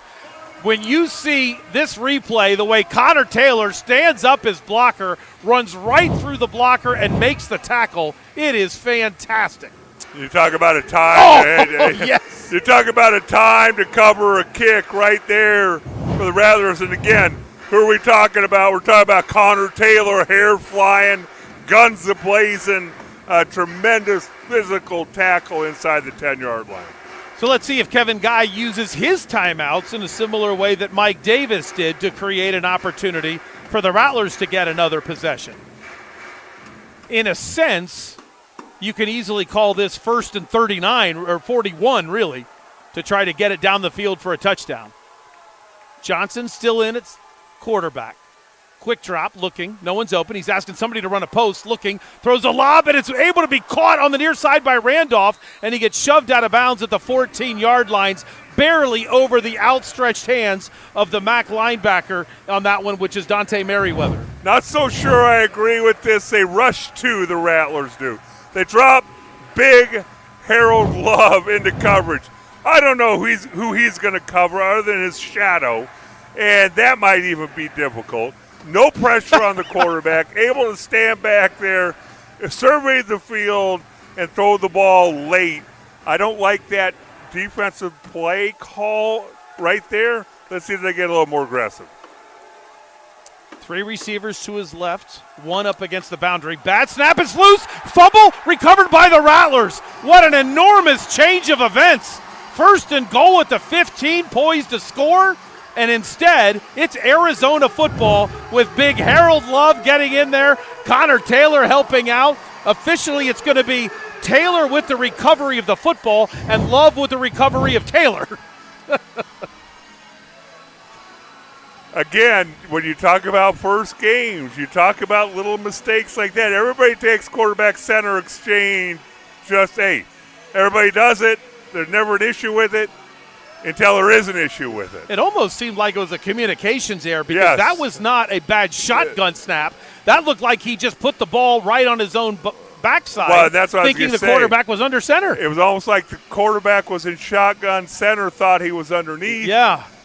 Now, as a center, I don't know how you don't know the quarterback. Yeah, I don't know how you centers ignore hands in the groin, but I guess you get used to it. The rest of society does not. Kettle to throw. Good blocking, good time, and a great play defensively to be able to come free. Calhoun broke that play up and almost had the interception. And Kevin Guy is furious. He was right in the grill of Kettle, wanting that ball thrown up much, much sooner. Well, much sooner, but I also think that he's thinking he had a receiver. I'm trying to see his number. I do not like these numbers for the Rattlers. I think you're talking about Kobe Smith, number 12? Yeah, number 12 on a go route. Yes. And I think he had his defender beat. And, again, this is where a Powell might take that shot down the field. Kettle's going to be a little bit more apprehensive to do that. Good point. Second down. Trips right. Kettle to throw. Looking. Throws near side. Boy, he's got Houston wide open for the first down. And then very intelligent play in the indoor game. The football has to be extended over the wall to stop the clock. Calhoun gets credit for the tackle. First down, Rattlers. You also got to love when an athlete can take a butt chewing. Yep. And then go out and perform. Because there's so many guys that you see out there mentally aren't strong enough to deal with the coach yelling at them, and they just shut down. Yep. Nice job by Garrett Kettle coming back out, finding the open receiver, firing her in there, keeping this drive alive. Play clock was started a little early. They had a little bit of an issue with the change, so pump the play clock. It's at 40 seconds. It should have gone to 25, so advantage Rattlers, but they're certainly not going to wait. They want to move. Kettle has a lane to run if he wants it, and he does. He asks Miles for a block, gets it, stretches the ball out of bounds to stop the clock, should get credit for the first down. Calhoun with another tackle, but it was about half a yard too late. 1st and 10, Rattlers. And all you're worried about down there is what's going on with the skill guys. I'm watching Martinez, who took a shot here late, slow getting up. The right guard looks like it's either an ankle or a knee. But the other thing we need to point out, Doug, is in that last minute, we've talked about the difference between the last minute and the rest of the half or rest of the game. You go out and touch the dashboard, clock stops. Yep. In the last minute. If it's not the last minute, the clock continues to run. And so far, Isaiah Houston and the quarterback Kettle have done a fantastic job of clock management. 16.9 remaining. Kettle to throw, looking, steps up in the pocket to avoid the pressure. Still trying to get away, and he can't get away from Maurice Jackson. Now coach is going to have to call a timeout after the sack, and it'll be second down. Again, I told you, Doug, last play, Martinez got dinged up a little bit. Offensive linemen usually don't want to come out of the game. This time you can see can't move his feet. Obviously a really good pass rusher. We've talked about number 0 already, Maurice Well, here's Jackson. the issue, and I'm glad you brought him up. When you watch the replay, Maurice Jackson makes a great play. He's able to make the tackle, then jumps up and celebrates. And it looked fine while he celebrated. Then about 8 seconds later, he starts a bad hobble, little bit of a limp. Then the coach says, we're bringing somebody in for you. And after that, he just goes straight down. And when you see the trainer doing stretches, I have to imagine it was a slow developing cramp, because when you watch number 0, watch his legs. I don't see any twisting. I don't see any problem. So this is there's a little cramp. It grabbed him a little bit. Okay, it's still there. It's getting worse. We all know the full body cramp. Oh, no, here it comes. Old man disease in the middle of the night. Oh, no. Okay, wait, I'm going to need a little bit of a break. Oh, the cramp's getting worse. I don't really want to come out. All right, I'm done. That's a calf cramp, and hopefully they have IVs set up. Early season in Dallas, we used to have about 5 tables. It is warm tables. in here. You'd walk in, you'd see 5 guys at a time, arms out, IVs being squeezed in, then the next 5 move in.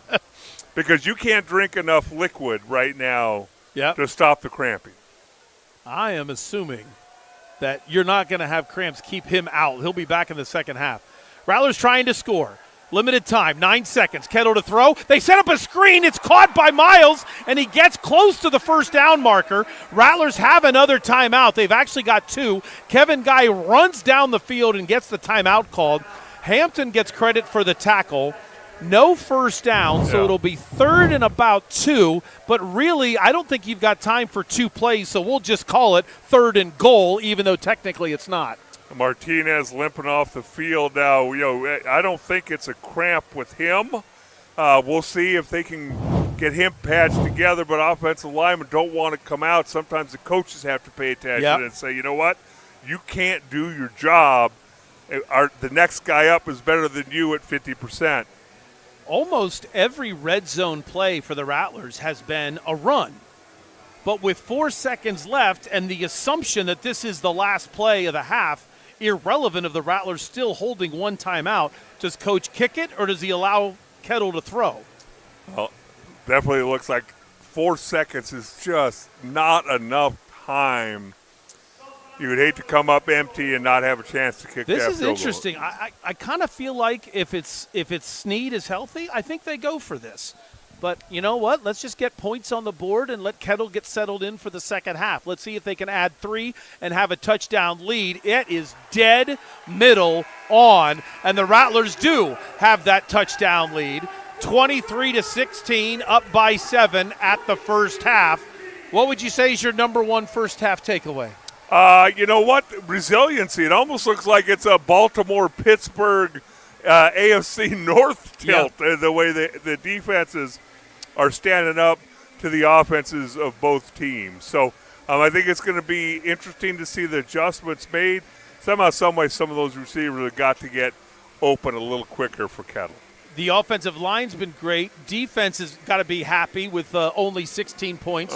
Still a little bit of a special teams issue. Yes, again, but when they needed it, when they needed coverage, they got coverage. And I think you'll just see that be a work in progress. Second half, what do you expect? Well, Kettle's got to come loose a little bit. Okay. I think Kettle's got to throw the ball down the field, take some chances here in the second half.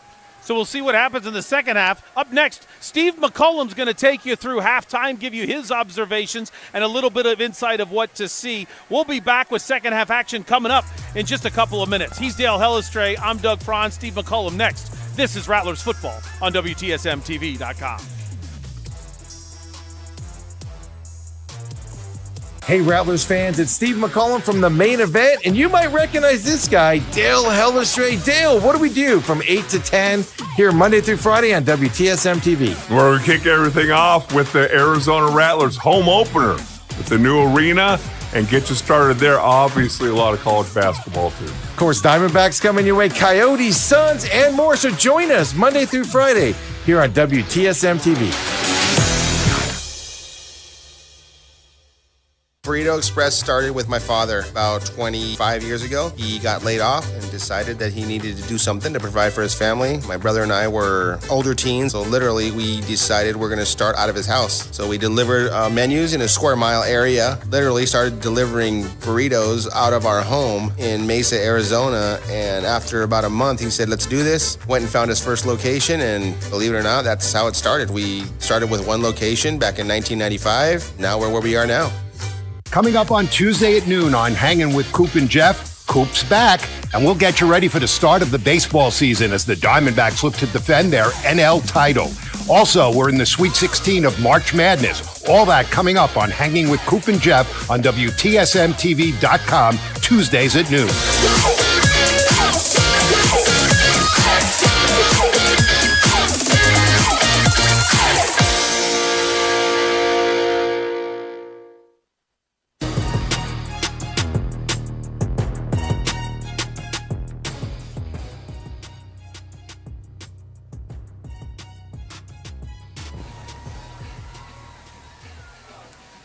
And it's halftime here at Desert Diamond Arena. Of course, Arizona Rattlers with the lead going into halftime. And here are the first half highlights.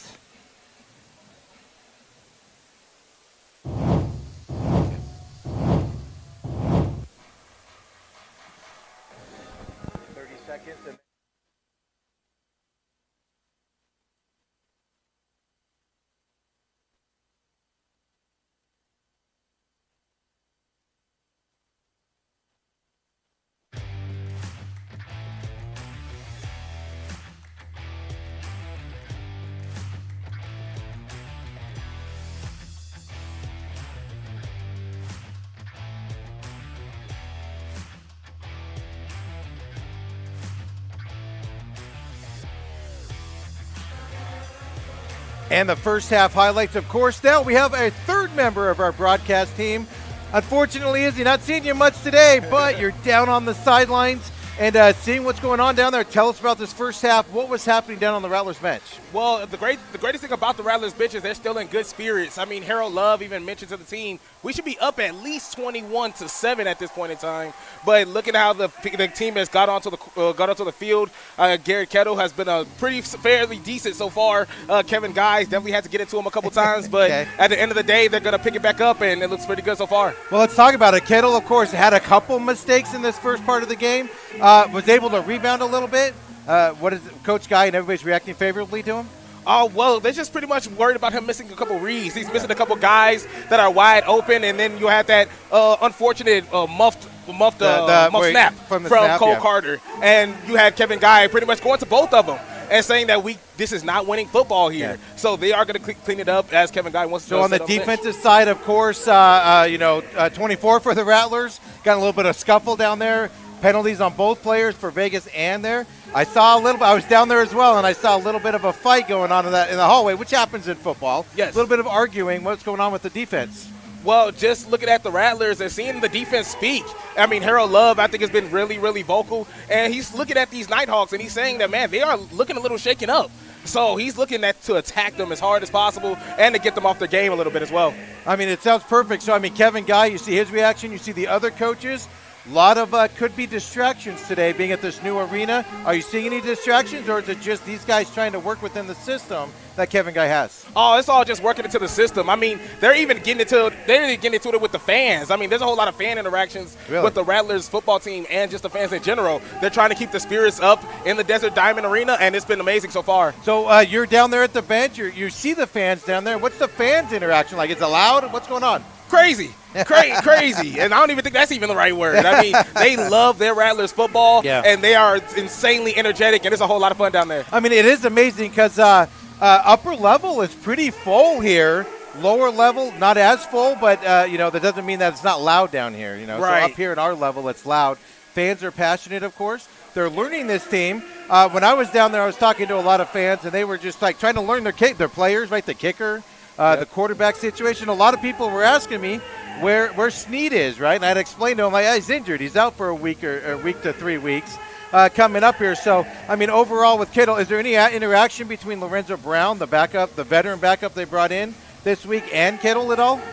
So far, they've just been interacting just to and from just as they pass along by. It hasn't been too much interaction so far, not too much veteran talk in terms of help for George Kittle, but they've been working out just fine, and I think that'll be an adjustment come the second half. The other rookie that's out there, of course, at guard, Chris Martinez from Arizona State University, his first game. How's the line play going? Other than Cole Carver, bad snap, Kevin Guy's been on him a little bit. What about the guards out there?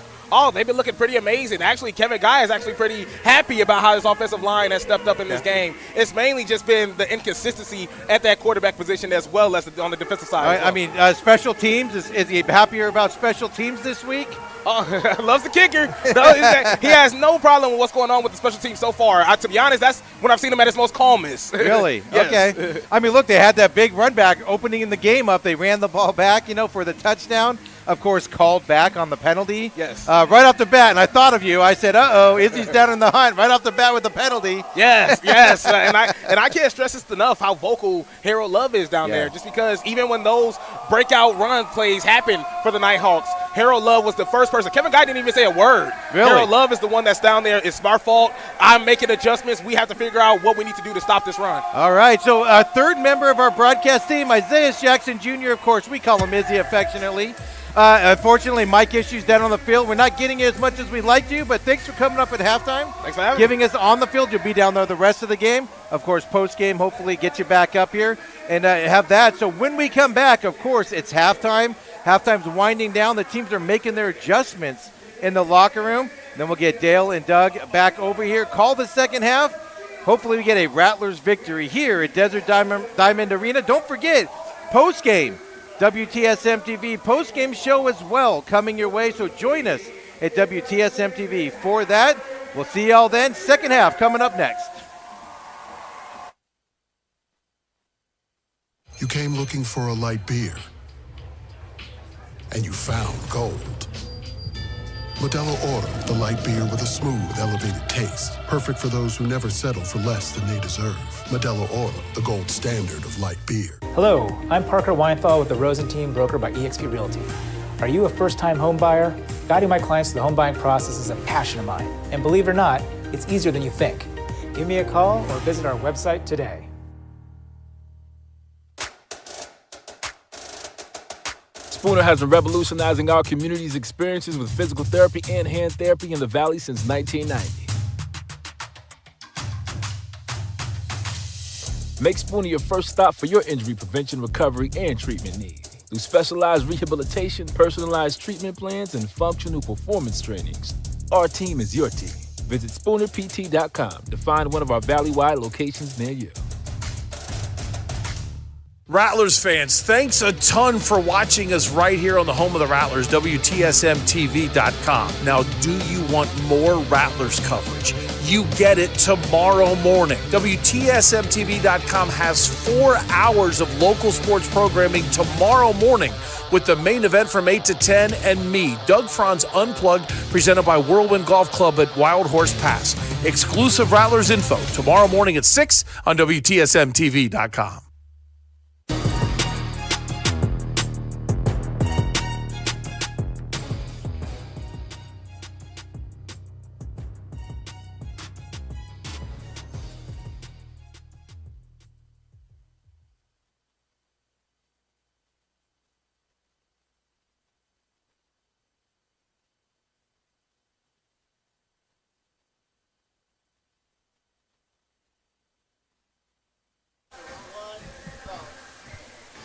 How are you? Thanks for being a part of the Rattlers broadcast. My name's Doug Franz. This is Dale Hellestray, and we're enjoying ourselves. Hopefully you're enjoying us as well. I'm going to try to stay focused because Isaiah Izzy Jackson is behind the lights making faces right now. Yeah. Trying to go crazy and everything, but we're going to be able to power through for the second half. Having a great time at Desert Diamond Arena. We already talked about some of your takeaways, first half and second half projections. Right. But really, one of the things that was a major problem at NAS, and it seems to be a problem tonight, quarterback keepers. Johnson's really been able to find space, having a hard time to contain him. Yeah, he is, because he's very athletic, and they got a pretty darn good offensive line from one half of football that we've got to see. Yep. Big, strong, physical. And again, I think the reason that you start him is because you want to run the football a little bit. You want to shorten the game a little bit. You want to give the Rattlers less possessions, which will keep the score down, which keeps you in the game. Okay. We'll see if the Rattlers then turn that in, but I think that's a big yes, as you see Connor Taylor right there, who's played a good game, but we'd like to see him. It's hard to ask a guy to step up who's already playing well, and the reason why we say that is because we need Connor Taylor to be able to make some stops. This was the first touchdown of the game when Isaiah Houston was able to squeeze one into the corner, and then field goal attempt was able to be held and keep it to 3. This is the second touchdown when you were really complimentary to Lamar Mady. Yeah, Lamar Mady did a tremendous job. If you need yards, they're going to run left, and obviously Miles is a big part of that. One of the issues, as you saw on that play, even though it ends in a touchdown, there's been a couple of bad snaps so far from the Nighthawks. And if that continues, that could be an advantage. That play, it ended up in a touchdown, so not good for the Rattlers.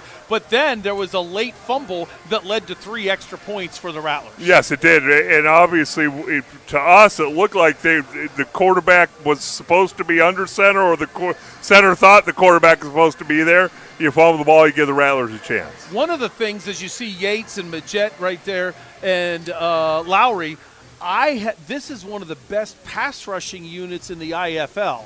And I think they've been kind of stonewalled a little bit today. Yes, Johnson's athletic, but we haven't seen him under duress other than one play, and he got a touchdown on that play. But a couple times they've dropped Love into coverage, which, again, I think it's you kind of tinker with things, but Love trying to cover guys, have him push the middle of the offensive line. And the other thing is they're not holding the ball very long. You know, you're not taking a 5-step drop, hanging on to the football, and allowing the pass rusher to get back there. Exactly. And I think if you're going to drop Love into coverage, you're doing it because you're reading screen. Yeah. I haven't seen a screen yet. Have you? Well, that or a crossing route. Yeah. And yet still, I'd love to see Love. I'd like to see him push in the middle of that offensive line. Absolutely. So what the Rattlers want to do now is they want to be able to take control of this third quarter right off the bat. Now remember, the Rattlers received the football to begin the game. That's actually what Kevin Guy wants, because now when you go out to the halftime, the captains will meet. And the referee will look over at the captain of the Nighthawks and say, what's your choice? A lot of people don't understand this. You actually get 4 choices. Choice number 1 is to kick off. Choice number 2 is to receive. Choice number 3 is decide the rounded end zone. Choice number 4 is we'll defend the square end zone. Obviously, they're going to choose the ball.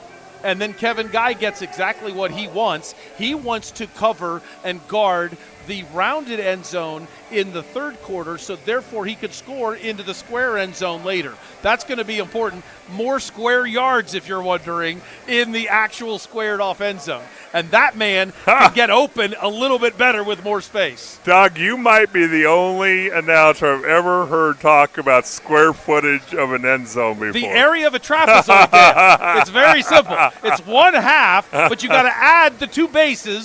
Then you got to multiply that times H. Once you do that, you're good. My goodness. But don't forget PEMDAS, because if you don't remember PEMDAS, you'll get the whole order. How does pi get in there? 3.14. We don't need pi. We don't need pi. We needed the circle, because the half circle, it's a 28-degree rounded radius. Or 28 feet is the radius. That's the square end zone. So that's the one that matters. That's just length times width. So that's easy. You sound a lot smarter than somebody who went to Ohio University. Now, wait a minute. What was that shot? It says SMU.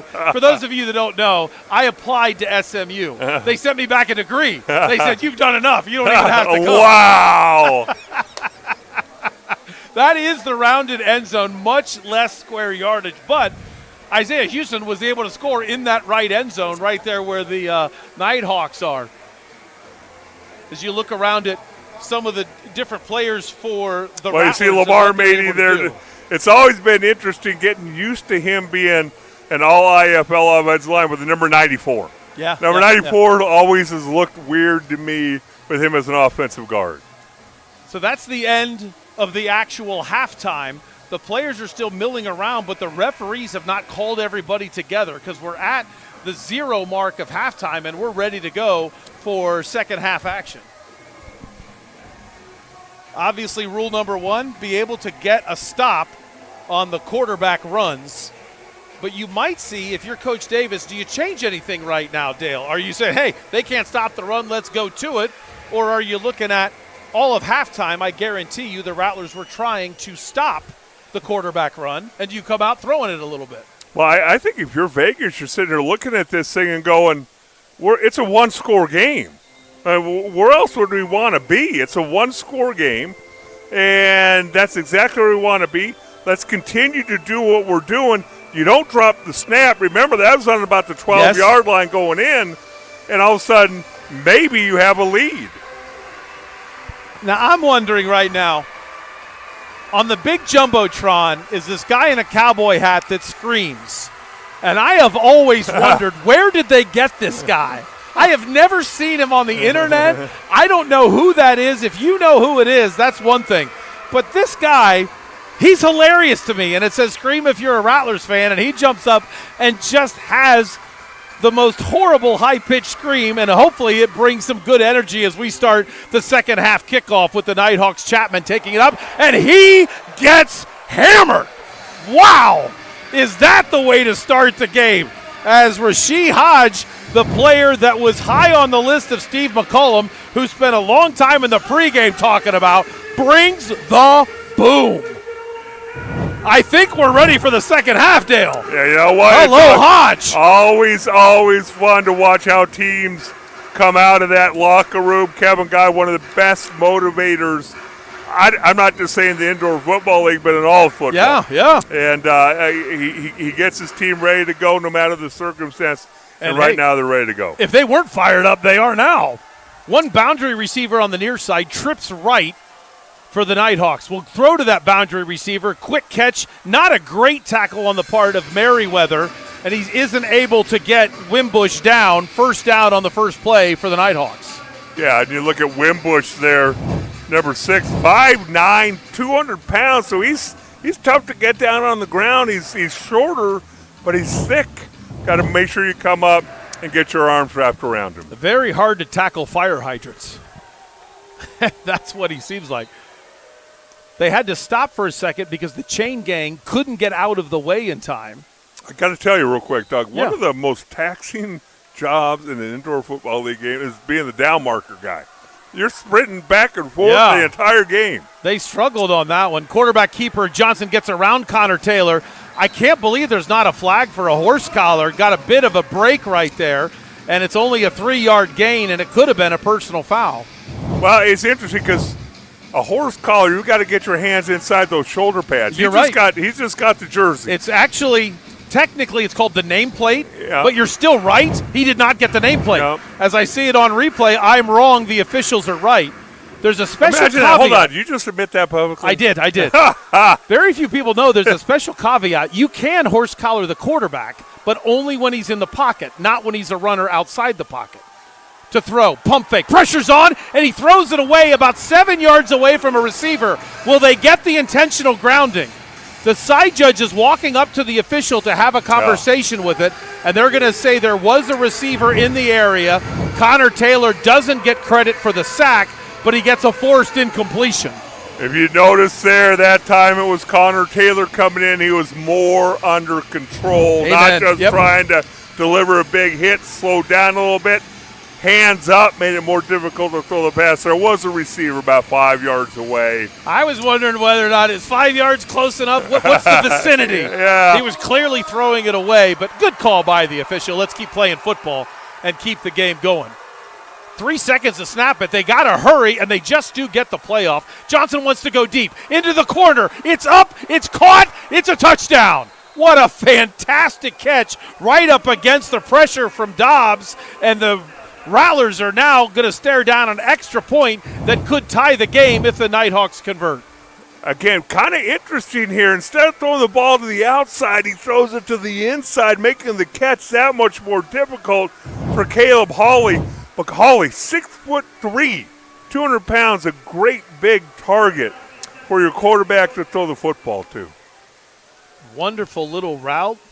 Well, the other thing I can say, catching the football in the indoor football league, not only do you have the defender that's going to hit you, but you know that dasher board somewhere around you, and that's going to hurt just as bad. They say 5 inches of padding is what's expected. The extra point attempt is up, and it is good. We're tied. 11:23 to go, third quarter. This is Rattlers football on WTSMTV.com. Hello all, Isaiah Jackson Jr. here from iOS. Tune in every Monday through Friday from 1 to 2 p.m. as we get into all your local and national teams in the NFL, MLB, and NBA. We also have some fun segments as well. We get into GM mode, factor foolishness, swipe right, and we also look at all the rumors taking place in the sports world today. All that and more every Monday through Friday, 1 to 2 p.m. here at WTSM TV.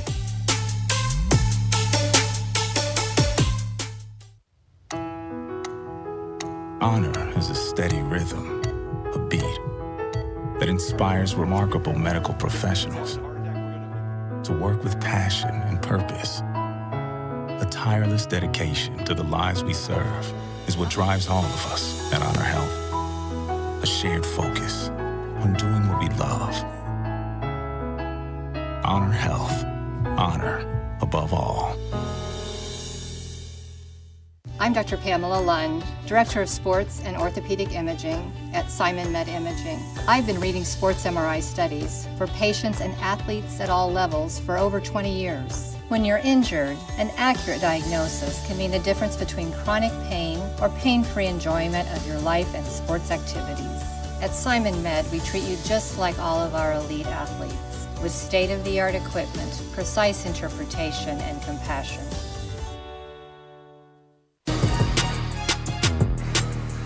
The big screen right now has Chug Cam going on. Doug, would you stand up to the pressure? Would you just say, no, I'm not chugging? Or would you go ahead and try and win? My issue, a little bit of an onside kick attempt or at least a squib to try to get lucky on the play. Man, you had me distracted with beer, which is far more important than the recovery by Rasheed Hodge. My rule would be, is somebody else getting me a beer? If I know another beer is coming, I'll chug for show. But I'm not going to chug if I'm getting close to late last call because now it's time to nurse. So it really depends. First quarter, absolutely. Getting close to the end of third when they cut off sales, no way. And there's analytics of beer, too. You know that. And does it matter if one of your daughters is coming to get you or no? Oh, that's a big stretch. There's no chugging if I'm on a one beer. Once per every hour, hour and a half, you're okay if I'm driving. Back to football. Throw it far side. It's caught. It's a 10, 5, and then knocked out of bounds there. And guess what I see? I do not see the same quarterback. IFL champion Lorenzo Brown threw that pass to start the second half. That is a big deal. Number 9 just got the play from Kevin Guy and went into the huddle. He's able to dump it off to Brooks on the far side, as you see on the replay. But that's an interesting decision that Coach Guy has decided with only 2 days of practice. Despite an entire training camp, he just got in this week, and Lorenzo Brown Jr. is now in at playing quarterback for the Arizona Rattlers. Good snap. He's looking, rolling, and he gets sandwiched and somehow did not take a take a fumble on that Calhoun sack. Well, again, now, a bunch of things come into play here. Communication. How many plays does he know? When you call a play, does he know the entire route tree? Secondly, you're now down here in the red zone. You're inside the 10-yard line. Remember, those windows close up so quick. If you don't know where your receivers are going, that means you're going to hang on the ball a split second longer to make sure they're going where you think they're going, and therein lies the danger of giving up a sack. It was rude of me to laugh during your call there. But I saw the replay, and I was thinking that man was retired last week. Pitch play near side, caught by Miles, and he's able to get into the end zone, and the referee says touchdown. Put those hands in the air, and we get the lead right back. And there's something that to be called the eye test. This team came out with a little more energy. Yep. Offensively, they looked a little smoother. They look like they're playing faster. And hence, I think that Kevin Guy is happy he made the change. Interesting there on the replay, you could see the side judge was getting run over. So he pointed all the way across the field to the linesman to ask, did the ball cross the plane before I got hit? Linesman on the far side said touchdown, and the scoreboard operator said, we'll give you 6. The chance at the extra point is up, and it is able to just slip through the guy wire, and the Rattlers reclaim their lead. It's 32-23, and with 8:41 to go, we'll take a timeout too. He's Dale Hellestray. I'm Doug Franz. This is Rattlers football on WTSMTV.com.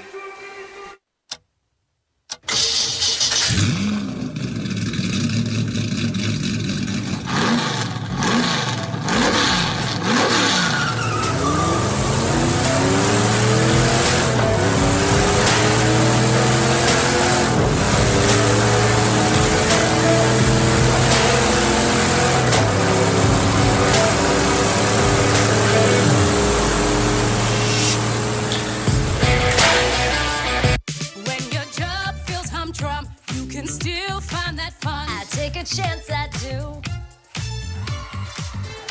Or you spend the whole day working that 5-game parlay. I'll take Philly +2. When taking a chance becomes a victory dance, it's so fun to do. Or you go money line, it comes through, you feel fun. More than fun, it's true. Life would be dull if we never took a chance. Bet Rivers. Take a chance. You came looking for a light beer, and you found gold. Modelo Oro, the light beer with a smooth, elevated taste. Perfect for those who never settle for less than they deserve. Modelo Oro, the gold standard of light beer. Hi, it's Parker Weinthal again with eXp Realty. Not only do I help first-time home buyers, but I also work with those looking for second homes, vacation homes, and even investment properties. Give me a call or visit our website today. They adjusted the scoreboard for some reason on the big scoreboard. 23-23 touchdown was giving the Rattlers a 9-point lead. Now, technically in this game, you might not realize it, a 10-point lead is actually a one-possession game. As long as there's time on the clock, you can get the touchdown, then you can go for 2 and get 8, and then you can kick a deuce on the kickoff and you've got 10 points. But if there's no time left when you score your final touchdown, well, then there's no kickoff. and then you don't get the deuce attempt. Rattlers actually have a 7-point lead. Jeff Weir production was all over it. Our score said 30-23. Little bit of a pooch kick. It goes out of bounds. It missed by about 3 feet.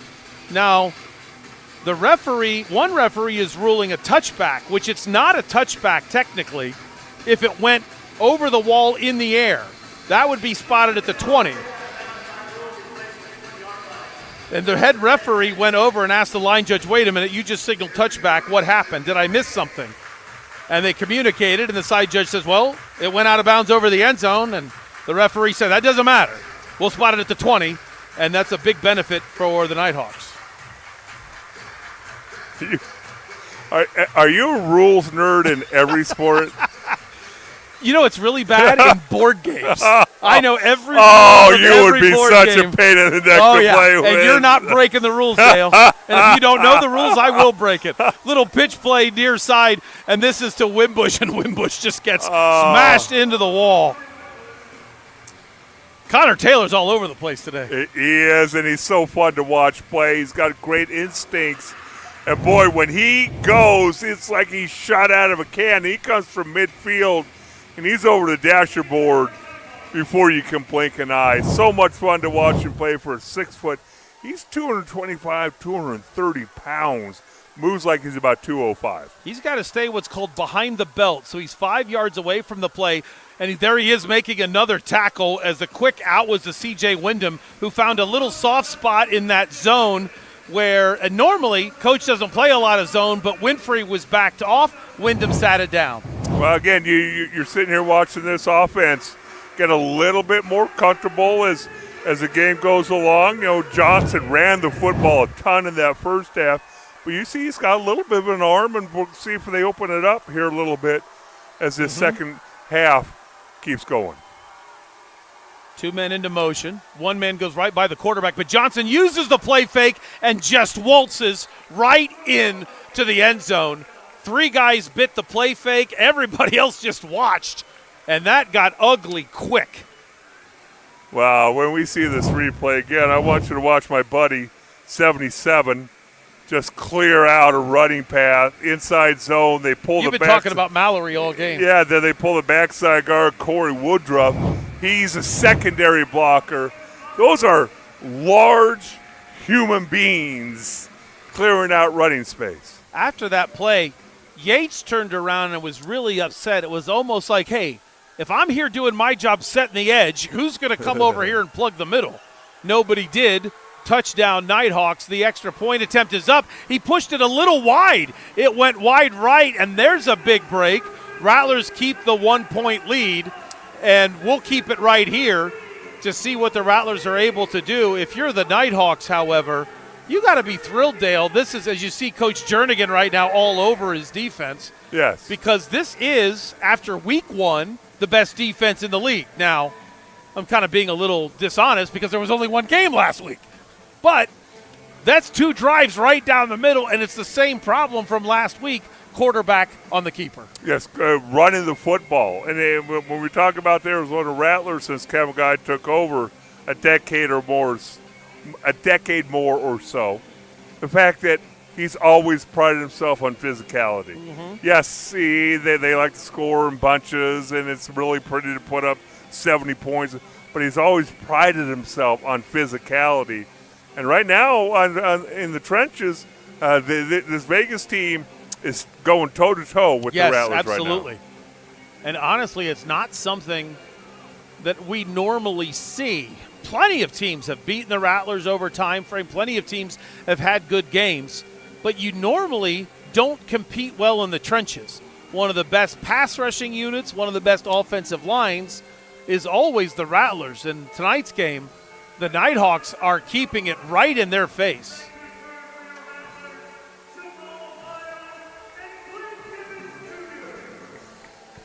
Last kick was a squib kick that really kind of shocked Rasheed Hodge. He's standing at the 15-yard line. Let's see what they do this time.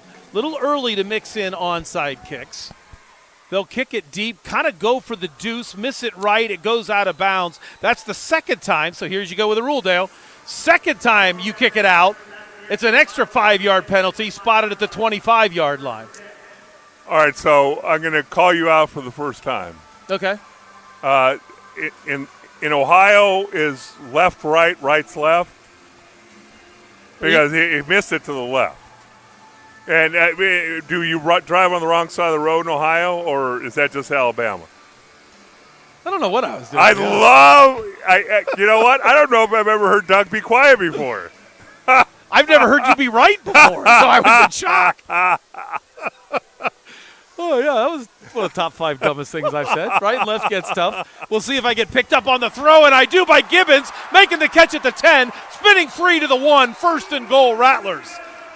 Wow, this is an amazing story. Lorenzo Brown comes in after 2 practices and is able to get a pass and find that open man in the middle, which twice Kettle missed in the first half. Is that not amazing, though? Obviously, he's a veteran, talking about Brown. He's a tremendous thrower of the football. He's had success, but yet 2 days of practice. Yes. So what that tells you is that as a player, I'm looking at that going, do we really need to do training camp? Do we really need to do all this practice stuff? The dude got here 2 days ago. What a compliment to head coach Kevin Guy. When the rest of the league thought he was retired, he went out and got himself a retired quarterback. And now he's changing the play at the line, but he didn't check the play clock. Yeah. And Kevin Guy did check the play clock. Now, this is a big deal. To call a timeout when you know you're going to be playing a rat race game inside the 1-minute warning, that right there is advantage Nighthawks, because coming up in about 25 minutes of game time, a little less than that, coming up in about 19 minutes of game time, those timeouts are going to be precious. Well, they are, but I think you also realize that at this juncture of the game, that you're driving the ball again. You don't want to have a negative play. Mm-hmm. And again, when I talk about the communication, the running back lined up on the wrong side. Yep. And I think a receiver was misaligned. Yep. And again, because he's used to the one thing that football teams, it's always been curious to me, everybody wants their own jargon. Yeah. And their zone right and their zone left. Why you got to call it Lion or Tiger or Chicago or Memphis? It's zone right. You know, and then there's some people who number holes, 2, 4, 6, 8. I got to laugh at you because for some reason every football guy says we're not going to call it right, but we're going to call it with a word that starts with R. Yes. Well, then why did you just say right? Well, we're throwing the defense off. Yeah, exactly. And people from Ohio. I am confused by right and left, obviously. Handoff, Miles picks up a block from Brooks and doesn't get it into the end zone. And a bad twisted ankle on the play. 2 guys collided. Chapman is officially going to get credit with the tackle, but then he ran right into his own man and DJ Ford. Let's watch Ford. It's actually Ford that got the tackle. He took out Chapman. That's a great hit. Oh, it's a great hit. I think that Miles thought it was a shoe-in. I don't know if you noticed the mesh point there, trying to hand the ball off. There's some contact between Brown and Miles. They haven't worked on many handoffs. Yep. You know, so hey, that's why you have training camp players. Yeah. See, so now you can use that as a coaching point. This is why we practice. Yeah. So the ball, they might have picked up a foot, maybe. But it's only, it seems like a lot of action in this series. It's only 2nd and goal. The timeout was called on 1st and goal. This time under center, puts his men into motion. Takes the snap, hands it off. Brooks powers through. Touchdown. Boy, there's your boy Lamar Mady walking right in. Hold on. I think, again, we talked about Martinez in the first half. Harold Love is now in at right guard. He's showing the defensive lineman emotions after throwing a really nice block. You see 99 right there. Good eye. Got to be versatile here in the indoor football league. Love the starting nose guard. Those the backup offensive linemen. That's a huge point to keep an eye on because Martinez is very high on the list of Kevin Guy. He's had a good season. I'm guessing it is not performance related. No. Extra point attempt is up and it's good. So it must be an injury related. We'll try to get more of that in the post-game press conference. Rattlers now have an 8-point lead. 3:26 to go, 3rd quarter. He's Dale Hellestrang. I'm Doug Franz. You're watching WTSMTV.com. Hey, Rattlers fans, it's Steve McCollum from the Main Event, and you might recognize this guy, Dale Hellestrade. Dale, what do we do from 8 to 10 here Monday through Friday on WTSM TV? Where we kick everything off with the Arizona Rattlers home opener with the new arena and get you started there. Obviously, a lot of college basketball, too. Of course, Diamondbacks coming your way, Coyotes, Suns, and more. So join us Monday through Friday here on WTSM TV.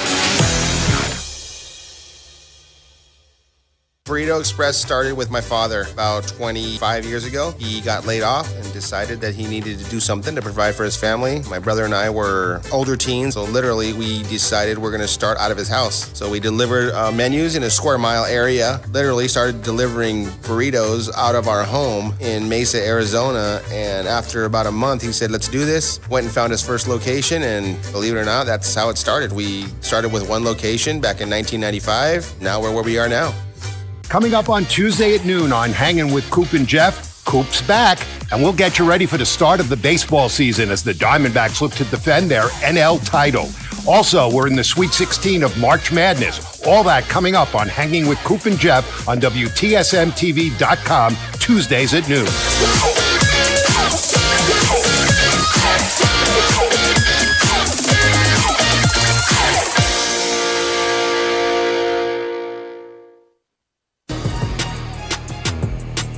We're live, Desert Diamond Arena, the new home of the Arizona Rattlers. And this defense for the Rattlers has been fantastic for 3 halves. And now back-to-back touchdown drives for the Nighthawks. And they got a butt-chewing, Dale, from Coach Jernigan after the last drive. Let's see what happens now. Kind of a pooch kick, not very deep. Chapman takes it, goes up the middle, fights through a couple blockers. Connor Taylor grabs for dear life onto those knees, and it's a 14-yard return, and it'll be 1st and 10 for the offense of Jerome Johnson, who has been a great running quarterback so far. The thing about, you talk about this Rattlers defense, you know what, they react better to, you know what, somebody ran a really good route and beat you deep, and it's a one-play scoring drive. Yeah. Then we're getting out physical, and they're running the ball at us. Yeah. And that seems to bother them more because you can usually take care of the routes with technique and things like that. But when it comes to physicality, you either got it or you don't. And the man that has it is big number 77, lined up at right guard. Johnson takes a little bit of a high snap. He's going to throw deep on a corner route. It's bumping in coverage. It's caught, and it is a touchdown. What a play by Randolph. The flag is going to be for defensive pass interference, so this play will stand as an amazing catch. Hey, Rattlers fans, it's Steve McCollum from the Main. Was that a one-handed catch, or did he get both of them down? You're talking about Quentin Randolph, 6'2", 190 pounds. You take a shot deep. Can't cover him any better than that. Yep. And then you want to throw a little bit of pass interference. I was going to say, you can cover him better. Interfere more than that. If you're going to take the flag, knock the ball away. Looks like they might try to go for 2 here. Do you agree with going for 2 in the third quarter? I don't mind as the third quarter's winding down. I hate it when teams do it in the first half, early third quarter, because you're going to be chasing it the rest of the game. Receivers weren't set, but there's still 13 seconds left on the play clock. So they run a bunch of guys around and they get it fixed. Johnson's going to keep it, takes a drop, pump fakes. He sees a wide open lane, steps into it, and it gets immediately closed off by the safety, Dylan Winfrey. Boy, was that a strong play. Dylan Winfrey read the play. Didn't it look like, Dale, there's a gap there? It looked like there's a big gap. Really nice job, though, plugging up the center. So we had to make a decision. And then Winfrey. Hey, we talk about these defensive backs. Winfrey's listed 5'11", 185. And Devontae Merriweather's listed at 200 pounds. They both hit like freight trains. Yes, they do. And they will come up and hit you. Really nice open field tackle on a very athletic quarterback. I look at that play as you see everybody giving high fives to Dylan Winfrey, and then now they're giving it to Hodge, trying to tell him, hey, let's shake off that pass interference. But one of the things about the IFL that the casual fan might not realize, sure, they're probably the level of CFL players, but they're not quite the level of NFL players. It's a dramatically different game. But therefore, you assume as a fan that there's a different dichotomy in the locker room. And that's not true. Dylan Winfrey is one of the best leaders in sports. He's a guy that's willing to run into the darkness to make a play for his team. Mm-hmm. Well, and that's the one thing. I don't care what sports you play. I really don't care what level you get to. The locker room is the one thing. I don't care if you become a multi-billionaire. You can't replace it. Yes. You cannot replace what goes on in the locker room. Miles will take the bounce, 5'10", cuts it up in the middle of the field, takes a big shot. That was legal helmet-to-helmet contact, Wow. and he goes down at midfield. But that's why we don't want to see helmet-to-helmet contact, because Calhoun has been one of the best players on the field so far. And when he made that hit, he has not recovered very well from it. That was Jonathan Johnson, number 8. Oh, I see what happened. Good point. Johnson made the hit, and then it stunted 25. So I saw Calhoun go down, and in truth, it was the big hit by Johnson that shoved Miles into him, and that's why he had trouble getting back up to his feet. Good call by you. Good hit by Johnson. But again, Miles was a runner, so it's a totally legal hit. Throw to the far side, caught by Gibbons, tries to spin away, and he isn't able to get away on the play from Caesar. Close to a first down, caught 2nd and 3. Well, and those are the things that seem to be becoming so easy right now to Brown throwing the football. I mean, that looked like nothing. That looked like a burp. Yes. It did. And they gained 8 yards on it. But the ball came out. Yes. Didn't it? Yep. Boom, the ball came out, 8 yards, 2nd down. Keep this drive moving. First name is Lorenzo. They already call him Zoe. Trips right. Brown sends his men into motion. Looks right at the trips formation. Has a man, little bit of a back shoulder. Gibbons couldn't turn around and get it. Hampton was also there to break it up on a bang-bang play. It'll be 3rd down. Well, really nice adjustment there on the play by number 5, Bryce Hampton. Came off his coverage, got a hand on the football at the last second. Yes, if that ball was thrown inside a little bit more, probably a completion and a touchdown. But again, only 2 days of practice, Doug. Exactly. Tight windows being used. A back in the eye this time with Shannon. But we'll throw a pitch, and it hits Miles in the face. He doesn't see it. It's loose, and now you've got a retired quarterback making a tackle to save a touchdown. The fumble was officially recovered by Garner, and it'll be 1st and 10 with now each team having a fumble. Again, the pitch was a rocket. Yeah. And when you're pitching that ball, you want a little touch on it, allow it to land softly in his hands. As you said, rocketed right off of his face mask, timing off a little bit, and now you got Vegas with great field position. I would have to imagine touch is one of the toughest things for a guy in 2 practices to redevelop. 11 seconds on the clock. We'll see if they run a play. I don't think they realize it right now, but maybe they are. Yeah, they didn't notice that. The play clock was frozen because the play clock wasn't needed with the game clock about set to expire.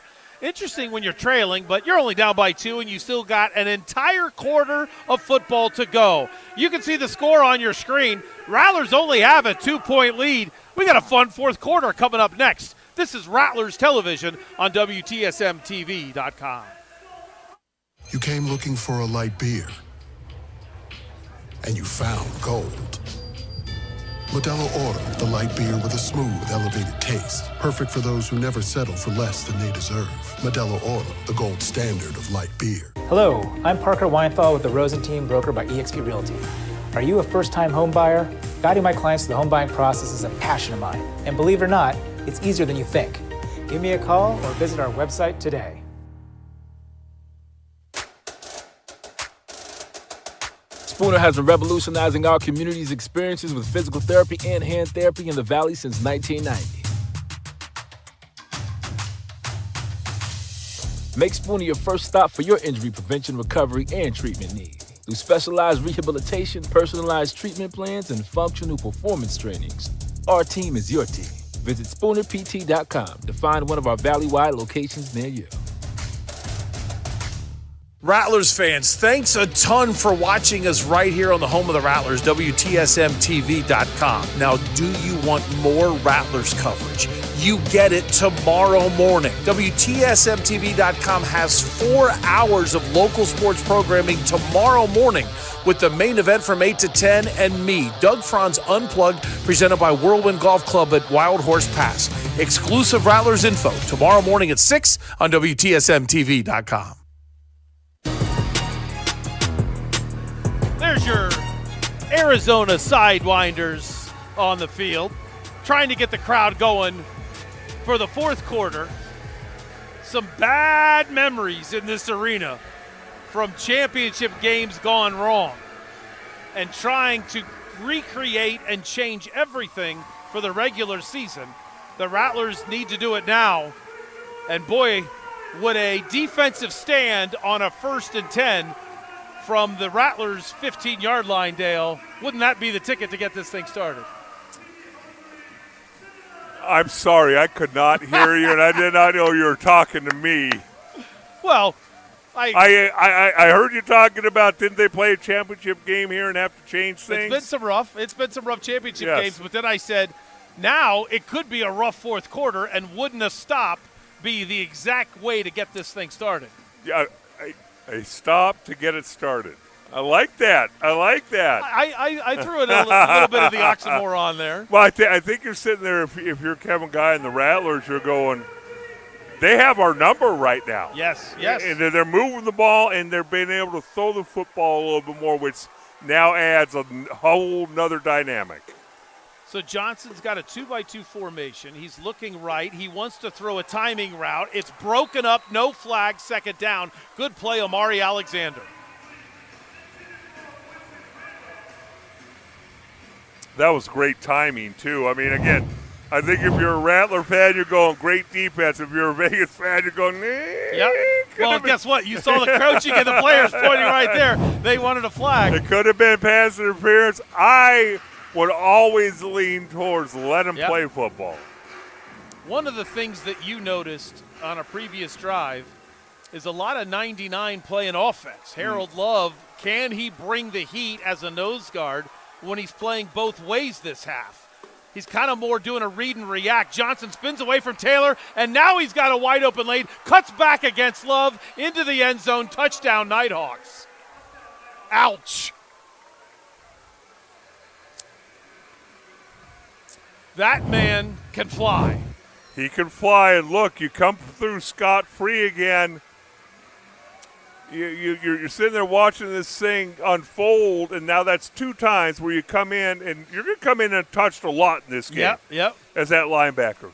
But can you get the guy on the ground? Can you make him uncomfortable? And right now, Rattler's not able to do that. It's a hard ask, but clearly with the gap that was still left between him and Johnson, you would like to see him break down and be able to slide.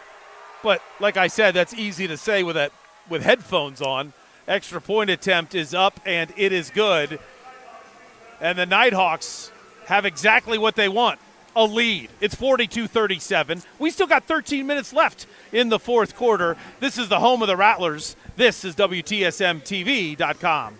Hey, Rattlers fans, it's Steve McCollum from the main event, and you might recognize this guy, Dale Hellestrade. Dale, what do we do from 8 to 10 here Monday through Friday on WTSM TV? Where we kick everything off with the Arizona Rattlers home opener with the new arena and get you started there. Obviously, a lot of college basketball, too. Of course, Diamondbacks coming your way, Coyotes, Suns, and more. So join us Monday through Friday here on WTSM TV.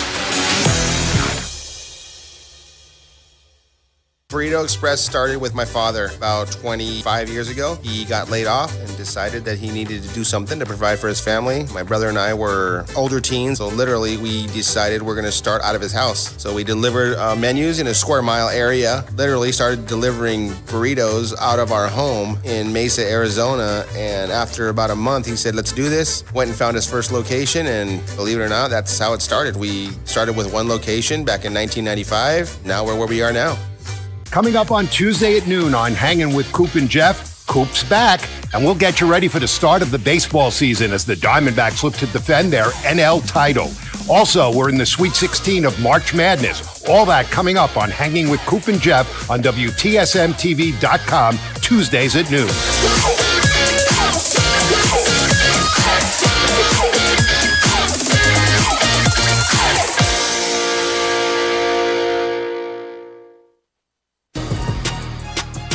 It's time for the fist pump cam. And Dale Hellestray did not bring any of the energy. We needed you, Dale. Where is your fist pumping?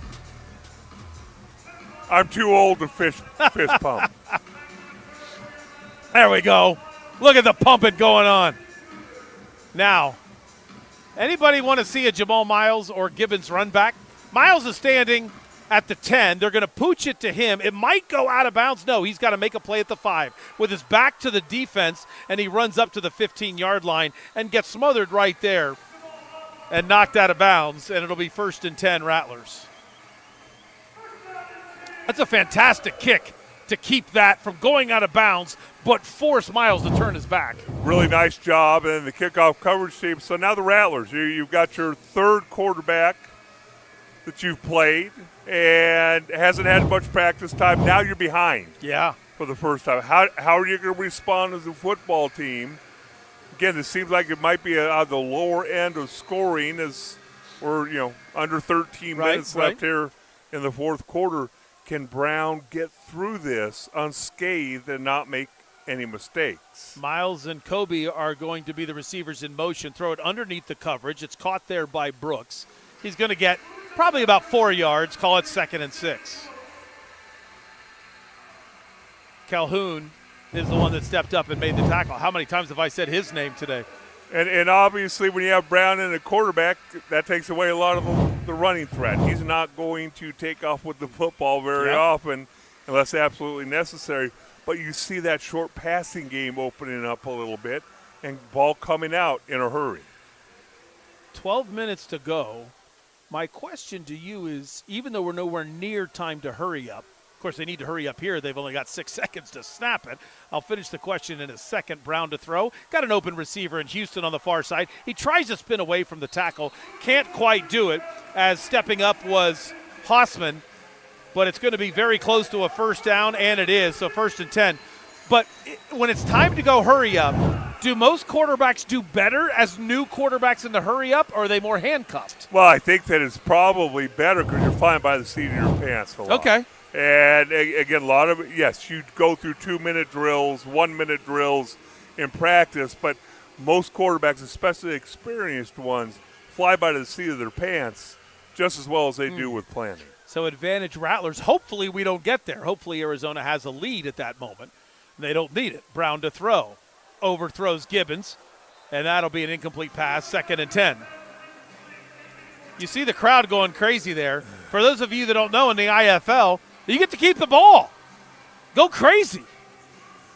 Almost like a foul ball. Well, it is like a foul ball in Major League Baseball. I really like that decision by Brown right there. It looked like an overthrow, but he had 2 defenders closing in on his wide receiver, and you throw that ball right into his hands, very good chance it gets intercepted. As they say, throw him open, and if he doesn't catch it, then nobody does. Houston Gibbons into motion on either side of the quarterback. Brown to throw. Good throw to Houston on the far side. He gets the catch at the 5-yard line. It's 1st and goal, Arizona. Hampton on the tackle, and the receiver, the local boy from Arizona Christian, comes through. Just like a good shortstop. Watch this arm action. See the way the ball comes out of the hand. I mean, there's some zip on that thing. Watch this. I mean, it's not like he's rearing up and having to put a whole lot of effort in that. That ball just shoots out of his hand, accurately thrown for another first down. What a performance by the man that was retired last week. 2 into motion on the far side. It's Gibbons at Houston. He's looking at both of them. He throws through the one hand and then caught for an interception as Gibbons couldn't control it. And then a great catch on the play that looked to be James Caesar, and he's able to, in celebration fashion, run it back the other way. Tough break for Brown. Tough catch for Gibbons, but you really want to see him pull that in. Well, you do, but that ball was thrown the same way, a 20-yard pass downfield. Watch the zip on this thing. Got to try and take a little off of that. Bounces off his hands, and another turnover with the Rattlers already down 42-37. 9:46 to go. You heard Dale say it. The deficit is 5. And with the Rattlers rotating a little bit right now because of a lot of Harold Love coming out, Theo Majette has come in as the nose guard, and he's a much faster player but doesn't have the girth of Harold Love. We'll see how that affects the pass rush. Trips left. Johnson takes the snap. He's going to keep it. Boy, it's wide open right up the middle. Slides down for a first down beyond the 15-yard line. 1st and 10 for the Nighthawks. Another one of those pre-diagnosed run game from your quarterback. Watch, he's going to kind of hide the ball, and then boom, he's gone. And you got those 3 big guys up front now working on some smaller guys for the Rattlers. They're going to be able to run the football. What timing, too. Connor Taylor came up to take the running back, and as soon as Connor Taylor turned his head, that was the exact moment Johnson busted it up the middle. 8:45 to go. Fake the handoff. Johnson keeps it, runs around near side. No flag on the play as Dobbs thought he was held. Another first down. Winfrey knocks him out of bounds. Well, this thing you see a lot of the Rattlers defenders looking at each other like, what am I supposed to do? The thing that can get frustrating is you have an assignment on every play. You got this gap, you got that gap. You got this receiver inside or outside. And it's when guys start trying to make plays that aren't their responsibility that holds, like the last 2 plays, open. Theo Majette checks out, says something to Coach Jernigan, and then walks down the tunnel in frustration. Harold Love comes back in the nose after all these runs up the middle. Pitch play far side. Love got taken out, so there's plenty of room on the cutback. Good job by Winfrey coming up to make the tackle, but it's after an 8-yard gain. Really nice open field tackle on the cutback there because, again, as you said, Love was taken out, but he took 2 offensive linemen with him. I kind of thought it was an illegal cut block because it looked like close. 2 were engaged. It was close, probably could have been called, but that leaves somebody free who has to come and make the tackle. 2nd down. Call it short 4, maybe a long 3. Trips left. Johnson puts his receivers into motion. Here comes Connor Taylor under control, almost an interception and still an incredible catch as Winfrey can't get around Randolph, and that's going to be close to a first down depending on the spot. Well, as this drive they did give it to him. The clock continues to run. You come, again, you come under control, but the quarterback's got your number. You come out of control, he's going to run the ball. You come under control, he's going to throw the football. He's doing a really nice job being patient here in the second half. Mike Davis has to be thrilled with his choice in quarterback, as he didn't want to say who was the starter. Mancuso's the veteran. He goes with Johnson, who's looked great. Play fake, big fake to get around Lowry, but then stepping up and making a big-time play was Merriweather before that could have been really ugly. Really nice job by Lowry there. You're not going to get credit for a tackle, but without him, this is going to turn into another big run, makes him turn around, go back the other way where all his buddies were. Merriweather came up, made a really nice open field tackle. I said Lowry. He is number 90. That was Yates that tried to run up and make the play and couldn't quite get there. But again, he forced the cutback for Merriweather to clean it up. 6 minutes to go. Rattlers down by 5. 2nd down, 11. Big Harold Love right on the center's face. High snap, good catch by Johnson, but here comes the pressure. And Johnson gains about a foot. 3rd down. Nice job by Harold Love. Watch right in the middle here. Kind of held his ground. There wasn't a whole lot of room to run the football, and those black jerseys are coming up and in bunches and making tackles. He gets the push. Taylor and Yates finish it off. You saw the back judge come up there and talk to Yates. And the back judge, Keenan Kaiser, is probably saying, hey, make sure you stay in that alley. Don't get too wide of the guard. That's really good officiating to use your voice and not the flag. Taylor under control, tipped away by Winfrey, and it's 4th down.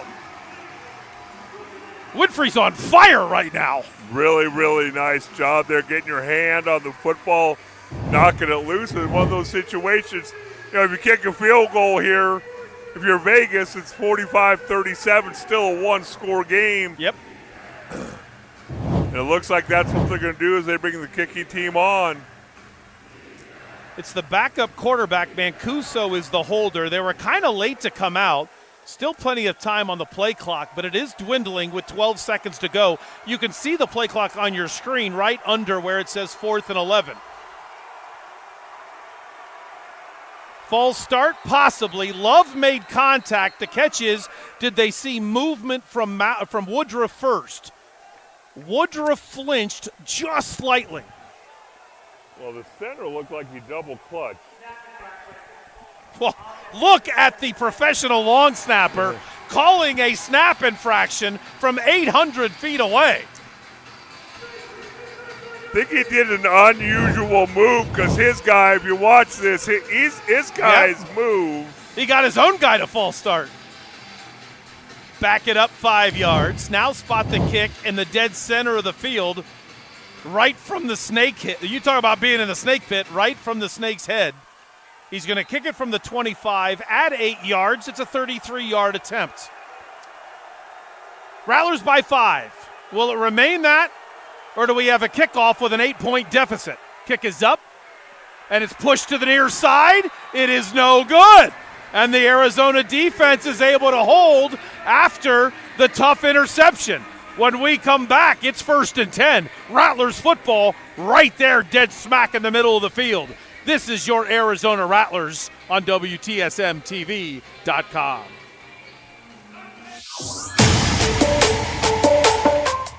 Hello all, Isaiah Jackson Jr. here from iOS. Tune in every Monday through Friday from 1 to 2 p.m. as we get into all your local and national teams in the NFL, MLB, and NBA. We also have some fun segments as well. We get into GM mode, Factor Foolishness, Swipe Right, and we also look at all the rumors taking place in the sports world today. All that and more every Monday through Friday, 1 to 2 p.m. here at WTSM TV.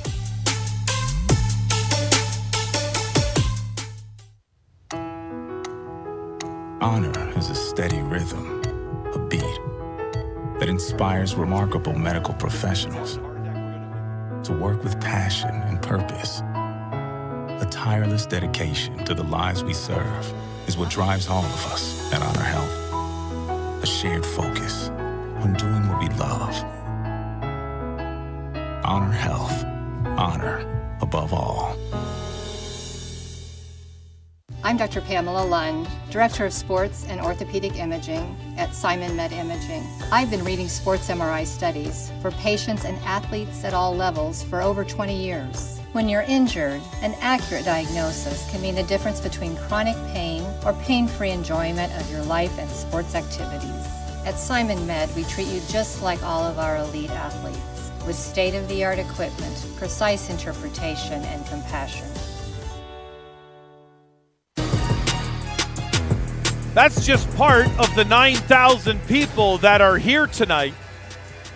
And on your screen, it might not look like it because there's a ton of open spaces in the lower bowl, but a lot of the suites are full, and it's pretty full up top. So a good turnout, but we can do more, and I think you'll love it. We've got a great game going on. We're having fun. Throw it over the middle, and it's caught there by Gibbons. He tries to spin away from a tackle, and then there's a whole flock of Nighthawks that run him over just past the 10-yard line.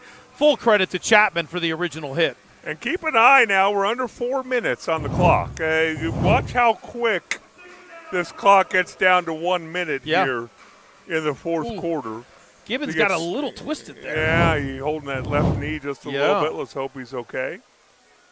2-by-2 formation with both receivers in motion on the right. Oh, what a small window. Isaiah Houston with the catch. First down at midfield. Chapman with the tackle. Halsman chipped in. That's a tight little spot there to throw that ball, Dale. How was he able to fit that in? Chapman coming up, full head of steam. Want to shout out gotta give a little love. We got Harold Love at right guard, battling his tail off in pass protection, doing a really nice job right now filling in for Martinez. Chain gang malfunction, so the side judge is going to put a stop to it for just a second to get everything settled. Get the chain gang off the field. So far, the chain gang done a good job. They need to improve their 40 times a little bit. I don't think they're going to be invited to Indianapolis anytime soon. Backup quarterback still in the game, throwing another completed pass. Ever since Lorenzo Brown came in, the ball is just screaming, and this time it's caught by Gibbons Caesar on the tackle. You can tell why he's been around so long. You can tell why he's been so good.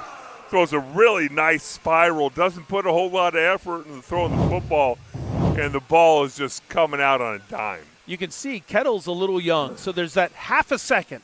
Am I sure? Is that the guy I'm going to? Yes, and by the time you make that decision, sometimes they're covered. You're not seeing that with Zoe. The ball is out. 2-by-2. Looking. Fakes it over the middle. Throws it. Miles wasn't ready, but he was being held. Possibly a defensive holding. Could be illegal contact. Brown wants an extra flag for roughing the passer. Needs a little help getting up. Oh. Okay. Oh. That rule has been in place for a while, but it was a warning at first. Now they're calling that a penalty, saying Jamal Miles ran too close to the umpire, and using the umpire as a screen is illegal and an automatic personal foul. Now, Lamar Mady's fired up because he wants the personal foul to be called on the hit on the quarterback. That's not what was called. The down counts, so now the Rattlers, with only 2:08 to go, have a deep ball to try to get this first down. Look on your screen, Dale. You can't even see the chains right now. They're so far down the field. 2 men in motion, 2-by-2. Defense came out of its stance, free play. They've got a receiver in the end zone, and it's overthrown. I think Gibbons got a little skittish, worried about where the wall is, but it'll be a 5-yard gain. Chapman was in coverage. And you knew the veteran quarterback. He knew the defensive lineman was out of his stance. So he knew how to free play, took a shot down the field just within inches of completing the pass. If you're just tuning into WTSMTV.com, you might not have heard Dale explain earlier. What Harris did is, unlike the outdoor game when the simple question is don't be in the neutral zone. As long as you're not in the neutral zone, you're not offsides. Well, technically, it wasn't an offsides call. Illegal defense, as Dale explained, if you don't have a three-point stance, which basically means 3 body parts touching the ground, you are defending illegally, and that's what was called. It is not an automatic first down, however. It's just 5 yards. Smith into motion with Houston. Throw it, well over the head of Houston, and it'll be a difficult play. And now another late hit on the side, and it's not being called. As you can see, a little bit of a battle going on as Reed Brotherton, the referee, is trying to separate 2 linemen, and he doesn't think a flag needs to be thrown, and you can see the offensive line completely disagrees. Well, I think it was Malik Harris, the defensive lineman, 6'6", 260, working on our boy Harold Love. And it went to the whistle and maybe a smidge over. Okay. We'll take the timeout, too. It's only a 5-point deficit. But this has been a slow-moving drive for the Rattlers. Can they get the comeback win? We'll find out next. This is WTSMTV.com. You came looking for a light beer, and you found gold. Modelo Oro, the light beer with a smooth, elevated taste. Perfect for those who never settle for less than they deserve. Modelo Oro, the gold standard of light beer. Hello, I'm Parker Weinthal with the Rosen Team, broker by eXp Realty. Are you a first-time home buyer? Guiding my clients through the home buying process is a passion of mine. And believe it or not, it's easier than you think. Give me a call or visit our website today. Spooner has been revolutionizing our community's experiences with physical therapy and hand therapy in the Valley since 1990. Make Spooner your first stop for your injury prevention, recovery, and treatment needs. Through specialized rehabilitation, personalized treatment plans, and functional performance trainings, our team is your team. Visit SpoonerPT.com to find one of our Valley-wide locations near you. Rattlers fans, thanks a ton for watching us right here on the home of the Rattlers, WTSMTV.com. Now, do you want more Rattlers coverage? You get it tomorrow morning. WTSMTV.com has 4 hours of local sports programming tomorrow morning with the main event from 8 to 10 and me, Doug Franz Unplugged, presented by Whirlwind Golf Club at Wild Horse Pass. Exclusive Rattlers info tomorrow morning at 6 on WTSMTV.com. It's time to get going. Here you go. 1 minute to go. 42-37. Rattlers trail. Now, they kind of got the crowd fired up when we need them to be quiet. Okay, good. Good job, Rattlers fans. Stay quiet so we can hear the play call. Here comes Brown looking. Pressure is on. He throws. He's got a man. Flag for a late hit on the quarterback. He couldn't quite step into that throw, so Gibbons wasn't able to score the touchdown. But there's going to be roughing the passer, and it will be an automatic first down when it was 3rd and long.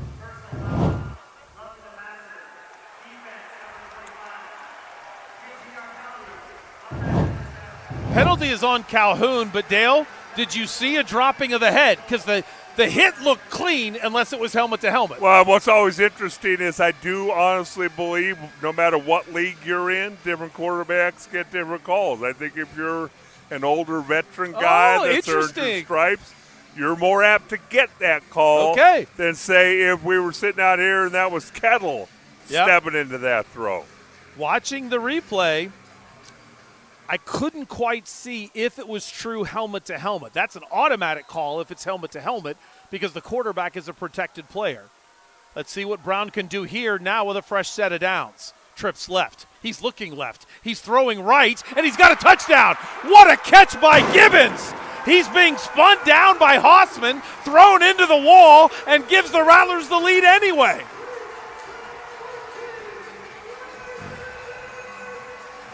I'm kind of jacked up, Dale. What a nice job by Brown. First of all, you go empty backfield. I'm wondering, are you going to run the football a couple times, try and drain this clock, try and make Vegas use their timeouts, do something. But you go empty backfield, throw the ball down the field. Now it looks like they're going to line up to go for 2 to make a field goal only worth a tie. And tremendous execution for a guy who's been here for 2 days. Lorenzo Brown is still in there. So it looks like they're going to go for 2 to make a field goal only able to tie the score for the Nighthawks. A lot of motion. They're going to run a little Philly. They're going to throw it. Miles keeps it, and he gets tackled. He had Isaiah Houston absolutely wide open in the back of the end zone. As Philly is the famous throw to Nick Folk and trying to get it back to the quarterback, but the quarterback was covered. And watch number 7. He is in the back of the end zone wide open, and Miles can't see him, and the 2-point conversion is no good. Calhoun with the tackle, and the 1-point lead will remain on the board with 52.9 to go. And I noticed that the quarterback, Brown, instead of head facing forward and maybe throwing his shoulder into one of the defenders, is turned sideways, pointing to a receiver. Hey, give me some protection. Yeah. You've been here for 2 days. Your body ain't sore yet. Yeah. I don't know, though. I'm kind of the opinion, hey, I just came off the couch. I don't need to be hitting anybody. Throw it to that guy. If you are an NFL fan, you'll remember this year. I think it was the Bills who called former Cardinal Justin Pugh and said, we need you. So on Sunday Night Football, when they went through the announcements, Justin Pugh did not say where he went to college. He said, Justin Pugh from off my couch. Yes. This is one of the biggest stories in all the IFL. Trade your MVP quarterback, have a great half from your new quarterback, then lose him, win the game at Naz with your backup in Kettle, start your backup, and then decide, you know what? Let's now in the second half bring in the quarterback that we called out of retirement. 2 days of practice, and Brown has the Rattlers with a 1-point lead. Biggest weakness of the day, kick, cover. Let's see what happens. And the Rattlers are there this time as Chapman cannot find a lane, and he's down at the 15. Omari Alexander in on the tackle. 47.8 seconds left. Vegas has all 3 timeouts. Rattlers have 2. Be interested to see the strategy. Yep. Again, on how you do this. Is Vegas going to try and run the ball like they have? Try and suck some time off the clock? Make the Rattlers use their last 2 timeouts? The last minute of the half in games always fascinate me in the indoor football league. Harold Love is still in, big 99, along with Taylor to try to stop these devastating quarterback runs. 4 receivers on the left, but 2 come to the right. Johnson takes the snap a little bit high, looking. Here comes the pressure, and this time they got him. It's thrown, which is clearly going to be an intentional grounding penalty. Winfrey came up and grabbed the ball. We'll see what the call is, but it looks clear to be an intentional grounding because there was no receiver in the area. And let's see again.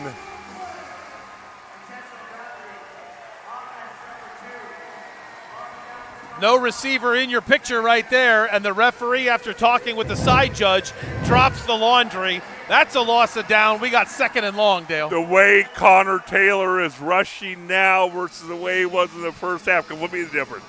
Got both arms out wide, breaking down, making sure that he gets the quarterback in his arm. So Connor Taylor gets the play. What's really interesting is it looks like the Nighthawks called a timeout. With having to go so far, they didn't eat clock. If they're sitting at about the 25 or the Rattlers 20, man, they want that clock to roll. Yes. But with that much time being taken off and the fear of knowing we've got to get this 2nd and long, they decide to use a timeout. And remember, all they need is a field goal.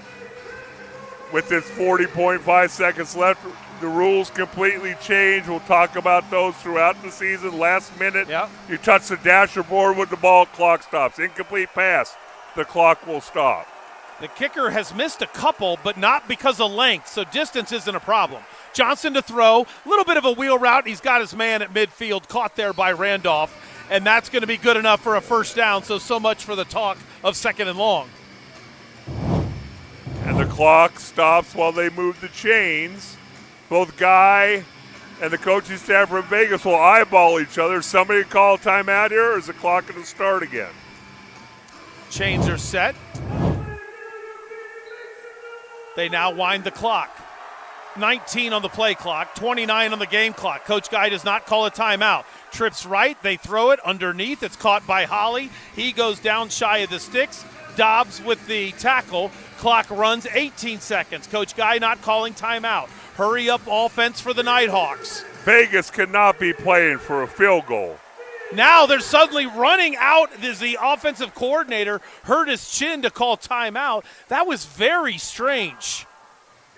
I'm sitting here watching this. As you pointed out, your kicker's missed a couple kicks. Yeah. Your snap exchange has not been good. Are you really playing for a field goal? If you have to kick it, I understand. But are you playing for it? This isn't, a 95% kicker in the National Football League. The clock ran down to about 8.5 seconds. Then the referee just announced put 11 seconds on the clock. So we're officially at 11.0.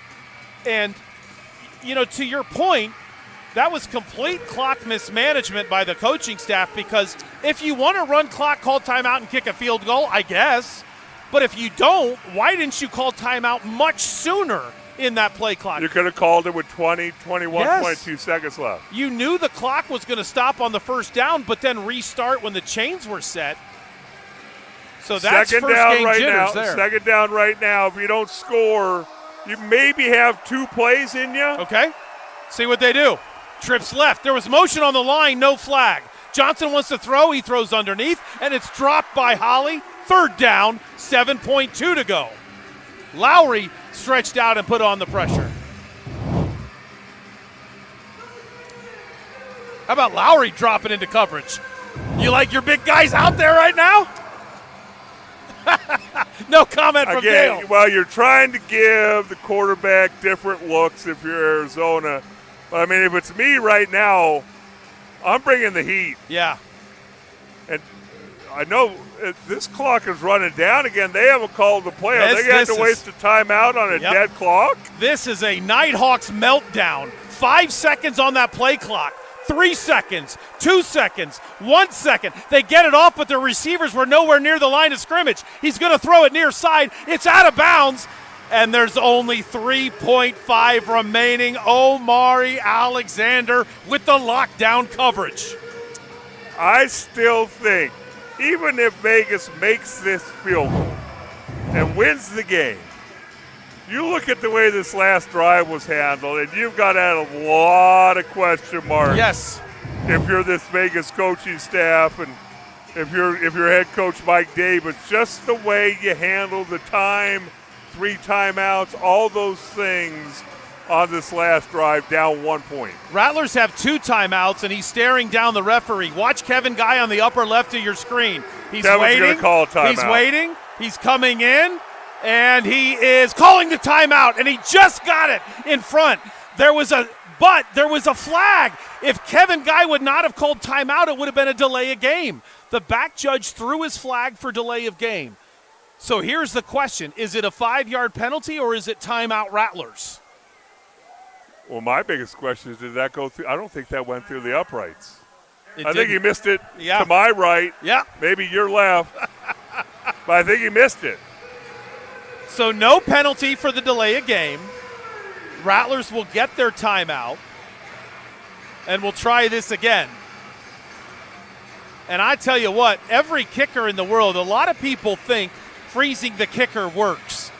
It does if the kicker doesn't get the kickoff. But to your point, he was able to cleanly come up and get the kick. Yeah. Now he can kind of make an adjustment in his head. The other thing you got to take into account here is in the outdoor game, in the NFL, you got long snappers that only long snap.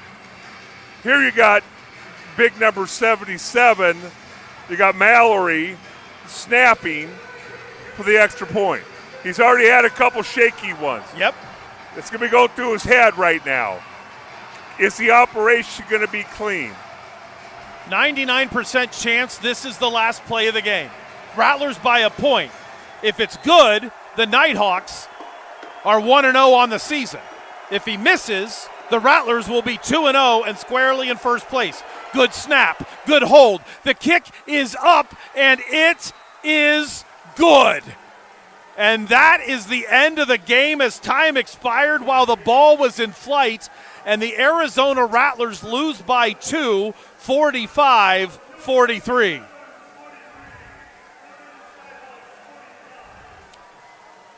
It is very, very rare that you can absolutely butcher the clock management of a final drive and come away like it was planned all the time.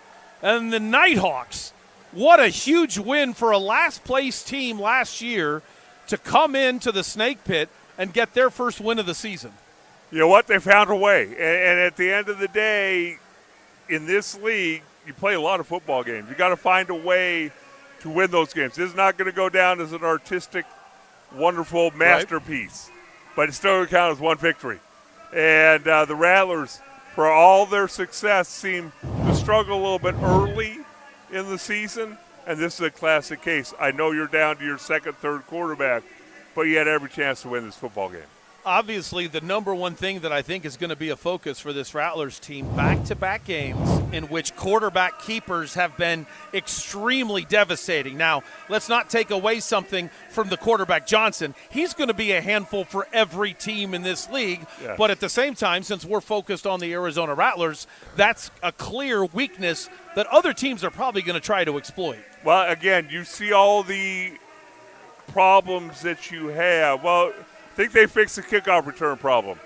Did a much better job covering kicks. And now the running game is going to start rearing its ugly head, whether it's handing the ball off like last week or the quarterback running the football like this week. Somehow, some way, you've got to get that run defense shored up a little bit. Yeah, absolutely. That was a huge flaw. And then some of the crazy plays in which you have one of the best plays of the game is Johnson about to be sacked, and he's able to force feed a quick pass to be an outlet and be able to turn it around and get a touchdown. Then in the second half, just a little bit of a couple plays didn't go the Rattlers' way. Costly interception, not the fault of the quarterback, but it bounces off the hands of Gibbons and goes right to the defense. Different plays like that. And then Connor Taylor. Connor Taylor made some unbelievable plays attacking the quarterback, but I bet there were some other plays where he's got, hey, I got a lot to learn on when do I break down, when do I run through, because Johnson, on some of them, had his way. It is so hard when you're an aggressive player who loves to fly around the football field and say, no, you got to come under control. You might not be able to hit the guy. Come under control. Keep him in front of you. So we'll see how the Rattlers are going to respond. It's now time for Steve McCollum to take over for your post-game show. Let's try to figure out what just happened here. Rattlers a loser, 45-43. Record drops to 1-1. This is Rattlers football on WTSMTV.com. Burrito Express started with my father about 25 years ago. He got laid off and decided that he needed to do something to provide for his family. My brother and I were older teens, so literally we decided we're going to start out of his house. So we delivered menus in a square mile area, literally started delivering burritos out of our home in Mesa, Arizona. And after about a month, he said, let's do this. Went and found his first location, and believe it or not, that's how it started. We started with one location back in 1995. Now we're where we are now. Coming up on Tuesday at noon on Hanging with Coop and Jeff, Coop's back, and we'll get you ready for the start of the baseball season as the Diamondbacks look to defend their NL title. Also, we're in the Sweet 16 of March Madness. All that coming up on Hanging with Coop and Jeff on WTSMTV.com, Tuesdays at noon.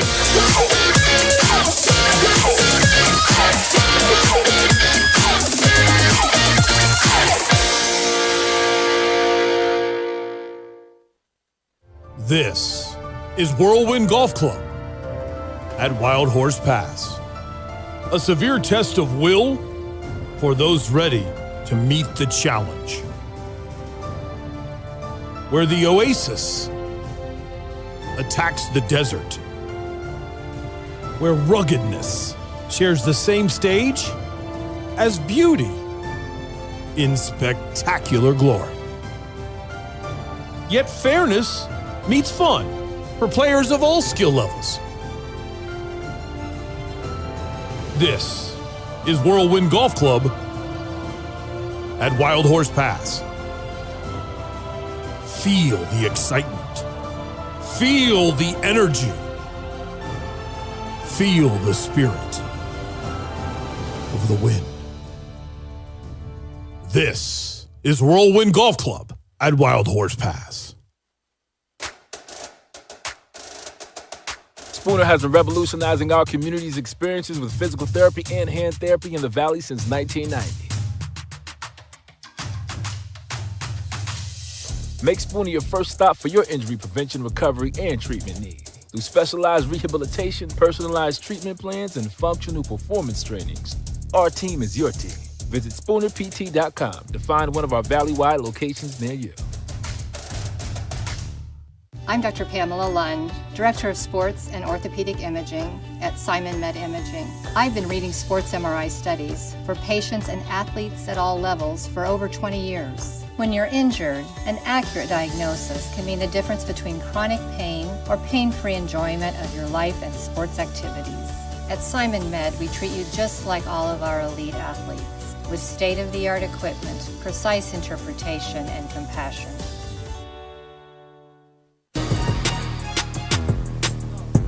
And we're back here, post-game wrap-up for the Rattlers versus Vegas. Of course, Rattlers going down to a last-second field goal there by Vegas. And I'm here with the play-by-play guys here, Doug and Dale. And look, let's start with you, Doug, here.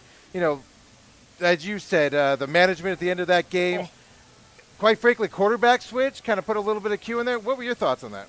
Well, if we go with the quarterback switch first, I love that the Rattlers made that move. I thought Kittle kind of held the ball just a beat too long, so I liked the way the ball was coming out. The end of the game, though, the Nighthawks have to be thrilled to death to be able to come away with a win when clearly they've got a lot of bugs to work out when it comes to being able to handle the clock management at the end. Yeah, I mean, it was just shocking that it came down to that ending there. Really quick, Dale, you know, offensive line, defensive line. The defensive line was getting yelled at a lot. And Isaiah Jackson Jr. is going to come up here and talk about his conversation with Coach Guy here in a few.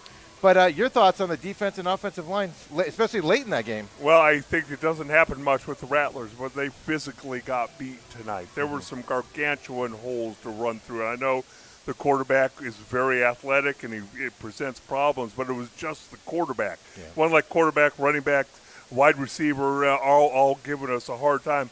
It was the quarterback. And so I think that's something that they will have to work on again this week. Offensive line, I think for a while they held up.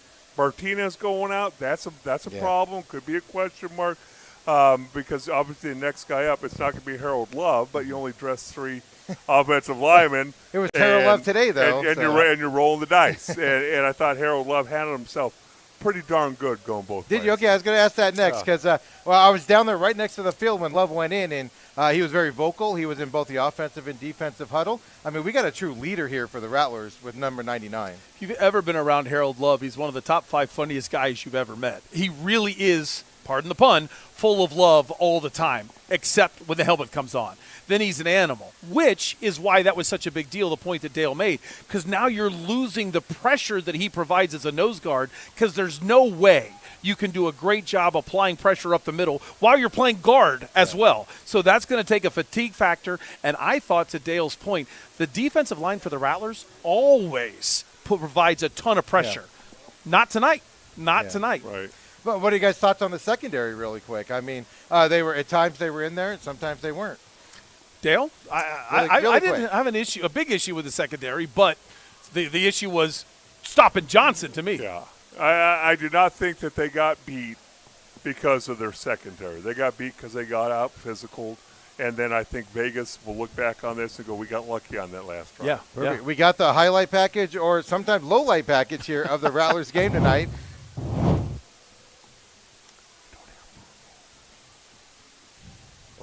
You got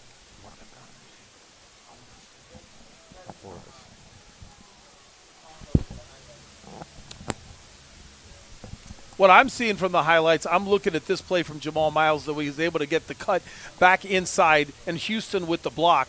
And then this touchdown was by Brooks, and what you saw there was the big hits that you were able to see from the offensive line. But then once the quarterback keepers were a problem, that was one of the few times they were able to stop it.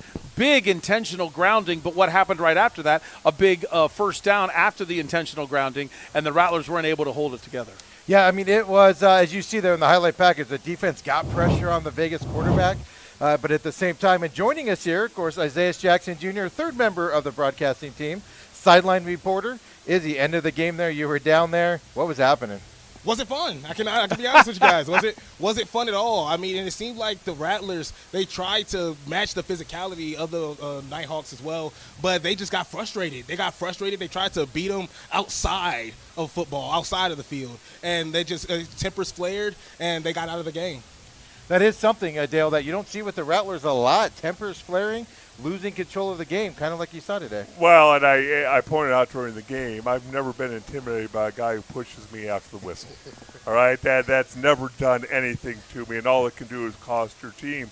I want you to be physical from snap to whistle, or like some people say, the echo of the whistle. Yeah. But pushing, shoving, doing all that nonsense has never helped you in a football game. So, Izzy, I mean, tell us right off the bat, I mean, Coach Guy afterwards, I saw him kind of hang out on the field a little bit, trying to get he was watching his players on the field specifically. Anything to say as he came off the field? Any of the other coaches? What was the thoughts? Well, offensive and defensive linemen alike were just insanely frustrated. They feel like they deserve more holding calls, holding penalties. Kevin Guy actually walked over there, corrected them, just say, hey, this, even though I see what you guys are talking about, we have to come out here and play physical. We have to come out here and play our game. And unfortunately, that just was the case.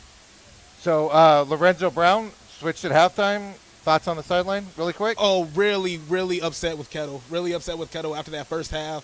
Switching quarterbacks, and even then, can't really say Kevin Guy was the happiest after that. There you go, right? From the guys that were here calling the game for you. And, of course, you're watching the post-game show right here at WTSM TV. Hello, I'm Parker Weinthal with the Rosen Team, broker by eXp Realty. Are you a first-time home buyer? Guiding my clients through the home buying process is a passion of mine. And believe it or not, it's easier than you think. Give me a call or visit our website today. When your job feels humdrum, you can still find that fun. I take a chance, I do.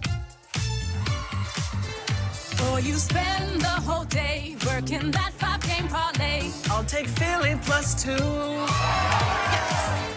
When taking a chance becomes a victory dance. It's so fun to do. Or you go money line. It comes through, you feel fun. More than fun, it's true. Life would be dull if we never took a chance. Bet Rivers. Take a chance. You came looking for a light beer. And you found gold.